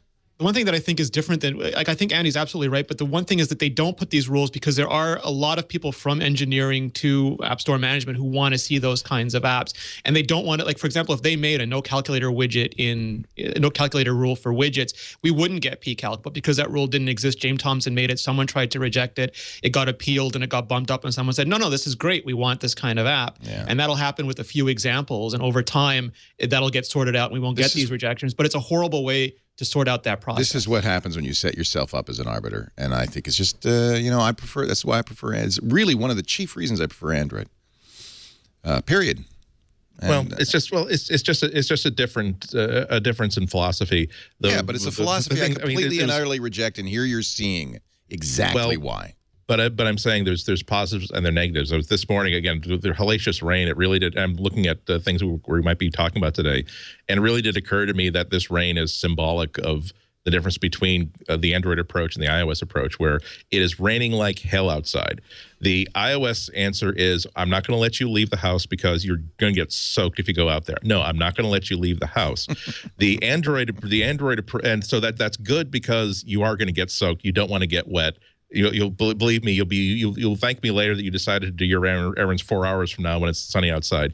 The Android approach is, I'm not going to tell you it's raining outside. You do get soaked sometimes, but you do have the ability to say, yeah, if I don't get my haircut in the next 3 hours, I will not be able to get a haircut before my dinner plans tonight. I have to go. I know I'm going to get wet. I'm okay with getting wet. That's much, much better than the consequences of my not being able to do this thing that you don't want me to do. So there's no right answer. I'm glad, as always. This is my mantra. If I have a custom T-shirt, it's going to have to say that I like it when consumers get to choose what their solution is. And for some of them, their better solution is going to be iOS. For some of them, the better approach is going to be Android. Yeah. And it's worth pointing out that for a lot of people, they have their Tumblr share extension, they have their BuzzFeed widget, they have so much things from extensibility that it doesn't really affect them if drafts, or it's mostly the kind of people who are on the show or listen to the show, the kind of people like us who aspire to more. And I'm actually iOS. I was talking about this with Christina Warren last night. You see custom keyboards on iOS now. If those weren't extremely popular on Android, maybe we wouldn't. So if we see tons of applications that are just groundbreaking, stellar, that are moving Android devices, maybe that'll affect change at Apple. But right now, there are certain people, I think, who believe that if you hit that button, they don't want someone to switch apps because it'll confuse them. It'll take them somewhere they're not used to. Someone could use it to try to sell them an app. And they're winning some of these fights, and it's an argument as to whether or not that's a good decision. But that argument is happening so late in the cycle that it's affecting a lot of developers' work. Yeah, it's such a wrong-headed way to do this, and it does make Apple look like they don't have their crap together, and that's something they did for no other reason. They need to be able to say, we know what we're going to send a clear message. One department of Apple knows what another department is doing, and they're working together. This is the reason why, like at HP and like at Microsoft in the old days, they would make stuff where we made a printer that the operating system does not support yet, or we have a notebook that basically can't fit inside this other accessory that we made just 6 months earlier. And this is why we were releasing a product and then canceling it 30 days later. That is a society in chaos. Apple has always been very, very proud, justly so, of the idea that we have a plan for everything. Not everything that we make is successful. But even when we made the iPod Hi-Fi, we had other products that were perfectly suited for it, and a world in which it could succeed. So I did a piece last week where I was basically just ruminating, what if Apple had a high-profile, very public-facing VP of App Store? Because Tim Cook famously put all software under Craig Federighi, all design under Johnny Ive, and that's had great effect. They put online and retail under Angela Ahrens, and that's producing really good effects too. So what if they took the parts of the App Store that were under Eddie Q, that were under Phil Schiller, and had a very public-facing vice president of App Store whose only job was to make the App Store delightful for customers and for developers, to fix review, to fix search, to fix all these things that all of us have been complaining about for years. I think that would be a super interesting position at Apple. That'd be an interesting move, but he would have to have a cricket bat and the power to use it. It's not given to him by Her Majesty Elizabeth of Windsor. You're fantasizing. That's not going to happen. No, they've done it with other things. Okay. I'm saying. I think it's a cultural issue. I think it's absolutely a mindset. It's like saying, it's a centrally planned economy. It's going to stay a centrally planned economy. That's fundamental to Apple, and there's definitely advantages. I'm not saying there aren't. You could have that without the mixed messages. Like you could. This is a screw up, absolutely. But I think it's just what happened. You painted yourself into a corner. It's what happens when you set yourself up as an arbiter of what can and cannot happen on a platform. You're going to be the arbiter, and it's going to be arbitrary from time to time. And developers just have to live with that. They do because they want to be on the Apple platform. I wonder, though. I think in the long run, doesn't this hurt your developer relations? For Candy Crush Soda, does it make a difference for them? Yeah, it doesn't care. They don't care. Developer relations has never been really great. It's always been, here is where the pile of money is, perhaps more to the point, here is where the large audience is. You either want to be in front of that large audience, in which case you will, you can either be. You can either be Craig Ferguson or you can be Jimmy Fallon. If you want to be Jimmy Fallon, then you're going to have to submit to a whole bunch of rules that make it very inconvenient to do exactly what you want to do. If you want to be the 1230 guy who has a smaller audience, you can have a robot skeleton sidekick. You can have two guys in a horse costume. Right. You can do whatever you want. There are a lot of people in developer relations who care really deeply about this stuff too. It's not a hive mind or no one's suggesting there isn't. It's just, again, all I'm concerned about is, number one, I just think that whatever they choose to whatever face they choose to present to the outside world, Apple is more than capable of getting that act together. For other companies, that would be an unsolvable problem. It would require a huge restructuring, or they wouldn't have the resources or the talent. Apple has all of those things. It's because they really haven't decided that the problem is big enough yet. When I'm in beard stroking mode, I wonder if at some point developers will get so fed up that they'll say the audience is no longer big enough for me to think it's worthwhile. The advantages of the Xcode environment are also not big enough for me to want to deal with all the headaches of dealing with Apple developing. I'm going to move to Android. I'm going to move to other platforms, and this is not a prediction, and this is not even a real front of my mind worry. But boy, you've heard me use this phrase before. Sometimes I think about a company that is no longer as powerful as it used to be 10 years ago, and then you, at that point in which they're all failing, you think back to, can we identify problems 10 years ago that have led to its state right now? I feel as though if that were to happen to Apple 10 years from now, we'd say, yeah, see, they over-considered what the value that people would attach to developing software just for their platform. And at some point, they put so much pressure on users or developers that those just basically like holding an egg, they crushed both of them. Real quickly, because we're way over time, new Apple TV download today, new firmware. What is the what's new, Rene? YouTube app now has ads, which means that YouTube is no longer restricting what videos go to the Apple TV. Usually they wouldn't send videos that had ads attached. Now because there's ads. Somebody said this means if Google wouldn't have updated their YouTube app so significantly, it actually now matches the other platforms. If they thought that Apple was going to change Apple TV soon. I don't think it means anything like that. No. Okay, just asking. You also have the UFC channel. You have Fusion, and there was a couple other channels. So you can get all your mixed martial arts delivered to your TV. Okay. It's starting to get really creaky. There's a daily, what's that? The other video service, Daily Motion, I think it's Daily called. Motion's on there, yeah. Yeah. It's creaky because only Apple can add apps to the Apple TV, and now this grid is getting bigger and bigger and bigger and longer and longer and longer, and it's just... It's almost like they should have a new version under development. There's got to be. There's got to be. Again, if you are familiar with the people involved in Apple TV development, you know that they're an all-star lineup right now, and that probably would be the case if they weren't working on something. Yeah, see, that's what you look at, right? Who's working there? If Apple's putting resources behind it, then you know. And I'm looking forward to this Dashlane, which I don't use. I use LastPass, but I am now thinking about moving to Dashlane, if you're using 1Password, LastPass, or some other password manager, because they are going to add a feature. It's in beta right now, where you press one button and it changes all your passwords for 75 of the biggest sites. It even includes second factor authentication sites. So I think that's a great idea. Maybe every password manager will say, oh, we should do that. Yeah, 1Password had Watchtower, which was really cool because it would tell you where you had duplicate passwords and help you change it. Yeah, LastPass does that too. But they still have to go onesie, twosie to each site and change it. If I could push one, apparently Dashlane acquired a company that did this, so maybe they will be the exclusive on this. I do know a lot of people use Dashlane. It's very Mac-ish, very pretty, very nicely done. Anyway, just thought. Use something, please. Yeah, please. Whatever you do, use something. A break ahead. Coming up, your picks of the week, including a new game from Buzz Aldrin that just came out. Talking about space. Was that the one you were going to talk about, Andy? No. Okay. I haven't played with it yet, but I've just kind of observed that it is out. Our show today brought to you by Audible, the place to go for audiobooks. I used to have this really good rule for myself that I would only listen to one audiobook at a time. You know, if you look at my bedside table, there's 12 books physical books I'm in the middle of. But I always had the rule, I will listen from beginning to end, one audiobook at a time. That rule completely gone to hell. I am now listening to 5 different books at the same time, and I love every one of them.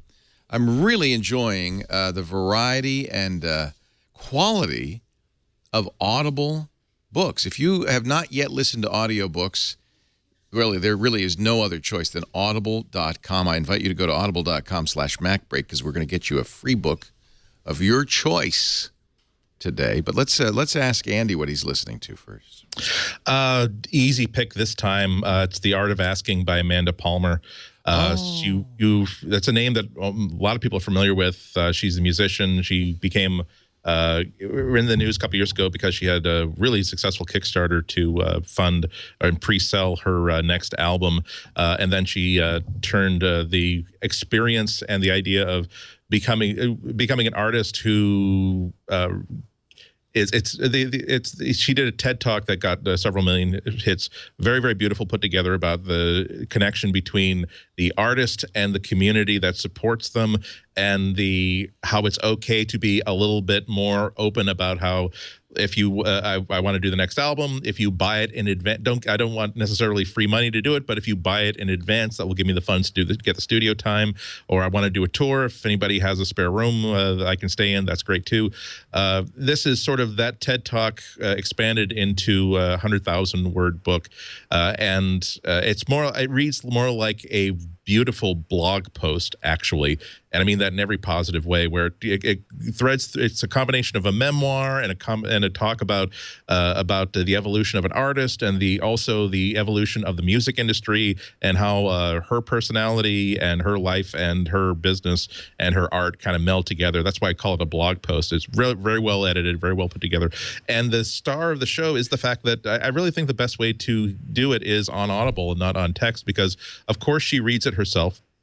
And when you hear someone telling their own story, it's even more compelling when you're hearing that story in their own voice spoken. I think you get a whole bunch of understanding and context that you don't get when it's words on a page. Also, she's a musician, so you get to hear her play music and some tracks from her career.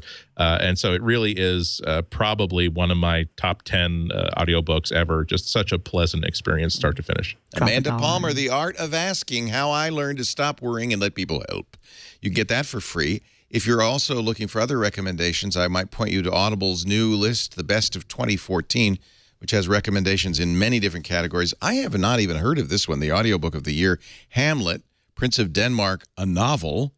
But there are books in every category, including As You Wish, the Princess Bride book, which you recommended and I have downloaded, haven't yet listened to. Andy, I think I'm going to pick this one. I have a credit remaining right now. This is The Great Courses, Neil deGrasse Tyson, who is actually a professor. And this is the course he teaches on the inexplicable universe, Unsolved Mysteries. And this is one of the things that's really great about Audible. They now have the Great Courses catalog, so you can get that too. But here's how you get one free. Good luck choosing. One free. Merely go to audible.com/MacBreak. Sign up for the Gold account. That means a book a month every 30 days. You also get the audio digest of either the New York Times or the Wall Street Journal as part of your subscription. You pay nothing in the first 30 days. Cancel any time in the first 30 days. You'll get to keep the book. But I don't think you're going to want to. This stuff that is so amazing and Audible, 150,000 titles. I wish I had more time in my life to listen to Audible. It's brought reading back into my life, and I think it will do the same for you. Audible.com/MacBreak. Andy Ihnatko, pick of the week. I got two storage picks this time. We were talking about Blu-ray rippers, so I reached over and I plucked out the Blu-ray drive that I use to rip discs from. This is a no-name. It's technically called the eParts Blu-ray drive. You can get it on Amazon for $40. There are already people on Twitter saying, which one specifically are you using? Because not all of them will work with a Blu-ray ripper. This one works perfectly fine. Again, it's not spectacular. This is plastic. It's not milled aluminum, but it works perfectly for all my tasks, and it's just damn dirt cheap. The second one is also related to, we're talking about SSDs. This is my external SSD drive. It's in a case that I really, really like. This is, again, dirt cheap. This is a USB 3.0 case that costs less than $20. But the really good selling point is that it opens up without any tools. So what you can do is you can just simply use your fingers like this, pop the top off, and then simply swap out whatever SSD or spinning disk drive you have. It just lifts right out. This is maybe more practical for SSDs than spinning drives, but it means that given how cheap like the lower capacity drives are, I can travel with my entire like 250 gigabyte music collection, and also the 500 gigabytes that I use for like video editing and photo editing, without having to just pop $700 for the largest terabyte drive I can find, risk that one is going to fail. You can travel easily with a couple of these and swap things in and out, or you can buy even a spinning drive and swap things in and out. They're not. I would not use it as a floppy where you're keeping swapping things like 5 times a day, because I'm not sure that the mechanisms of the SSD would really enjoy you doing that. But it does mean that it's very easy to have multiple sources of storage, and then either one of these drives or even just multiple copies of this enclosure. Again, it's like less than $20.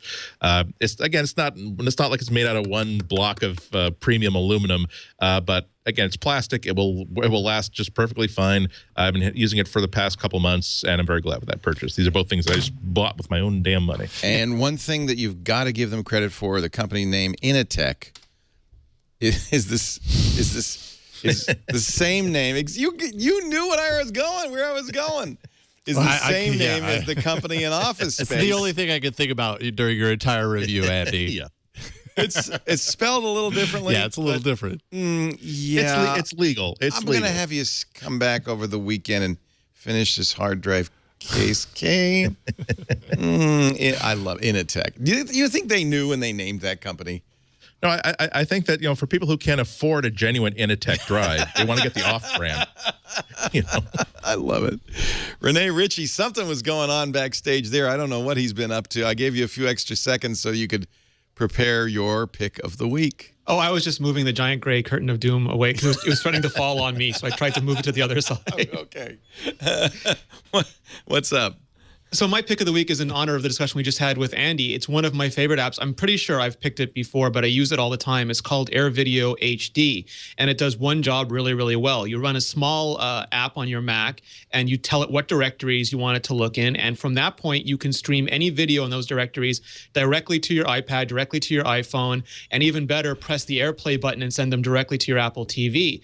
So there's a lot of times when I am admittedly too lazy to get up and go get the Blu-ray, or I've bought a version of the movie on iTunes that doesn't include the features I want to watch because the special features aren't always the same.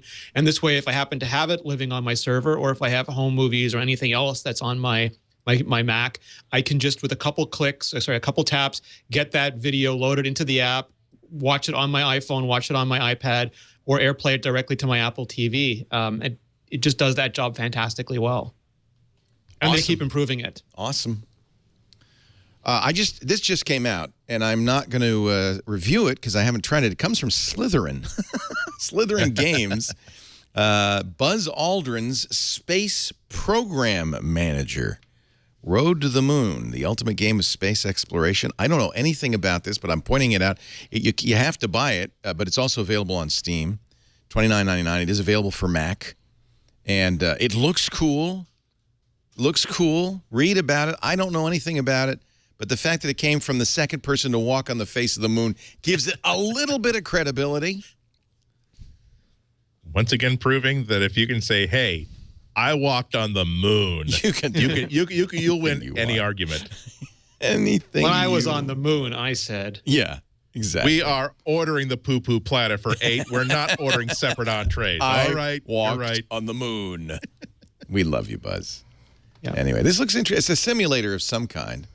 But it's not like flying. You have to actually plan the space. You have funds, and you have to plan your space race. So that's kind of cool. I don't think that's the Orion, unfortunately. It looks like the lunar module. Nope, that is. Yeah, land the LEM, then you can drive around in the rover. so much better than Mario Kart. Our show has come to a grinding halt, but thank you so much for being here. Security now running a little late, so we're going to get right to it.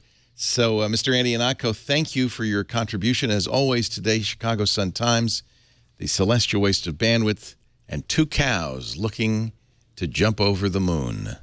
There you go. It's It looks pretty pretty sharp there. I'm not sure I want to jump over that. We thank Rene Ritchie from imore.com. Also, always really wonderful contribution to the show. We appreciate it. Thanks for being here. You'll find MacBreak Weekly every Tuesday morning, 11 a.m. Pacific, 2 p.m. Eastern Time, 1900 UTC on twit.tv. Do watch live. We appreciate when you're in the chat room. You can even join us in studio. We've had a fairly large studio audience today. Come and go. But they had to run. That's okay. Oh, they're going to come back later? Okay. You can email tickets at twit.tv if you'd like to be here in studio. Well, we'd appreciate that, so we could put a chair out for you. We also invite you to give us some help. Are we still looking for best ofs? At this point, I think for MacBreak, I think we're all good. I mean, I'll take whatever If you input help us, people want. Yeah. twit.tv/best of, but we've found enough to This, fill our... but you know what? We're doing best ofs for all of our shows, All so of the shows, any help is appreciated. Jason's doing most of them. It's for our holiday week. Christmas is, Wednesday? And so we're going to take that whole week off. And most of our shows will have special editions or best ofs all through the week. There will be new content for everybody to watch, so please do. Don't forget, New Year's Eve we'll be back. We're going to have our special 24 hours of 2015, a benefit for UNICEF, which is doing great work in Africa to help children with Ebola. And it's one of the greatest charities ever. And we hope to raise a lot of money with your help. And we're going to have a lot of fun. And we want you to watch live 3 a.m. Pacific on New Year's Eve to 3 a.m. Pacific on New Year's Day. We will also, and the reason we started doing this last year is because we wanted to celebrate New Year with you all over the globe. And there are 27 different time zones. And believe it or not, this is the map of time zones. We have people who are going to be calling in from the vast majority of time zones. And we'll be doing the countdown and the balloon drop each hour. But we are looking for some. And if you are in this area or you know somebody who is, I want you to go to twit.tv/NYE. Fiji, Tuvalu, Marshall Islands. Actually, we should just say the UTCs. Plus 12. Plus 1130 is Norfolk Island. Plus 7 is Thailand, Cambodia, Vietnam, Jakarta. Burma, plus 630. Bangladesh, Kazakhstan, plus 6. Plus 5, Uzbekistan, Turkmenistan, and Pakistan. Anybody in the plus 5 area, though, we would welcome you. I don't know why we don't have somebody from Alaska yet, minus 9. GMT minus 9. If you're in Alaska, twit.tv/NYE. And the one that's going to be hard, Jarvis Island, is the last to welcome 2015. They are minus 11, UTC minus 11. It's in the U.S. Samoa. I think it's a bird preserve. I don't think anybody lives there. But if you're in Jarvis Island, actually, if you're in Midway, you could do it too. But just go to our website, twit.tv/NYE. We are really looking good. We are really looking good. We've got people from Afghanistan, from Moscow, from Finland, from Bermuda, from New York, of course, Chicago, Sydney. It's going to be really fun. Really, really fun. That's New Year's Eve. I hope you'll come by and watch. That'll be a lot of fun, too. Is that all we have to plug? I think it is. I think we can now say safely, without any contradiction, it's time to get back to work, because break time is over.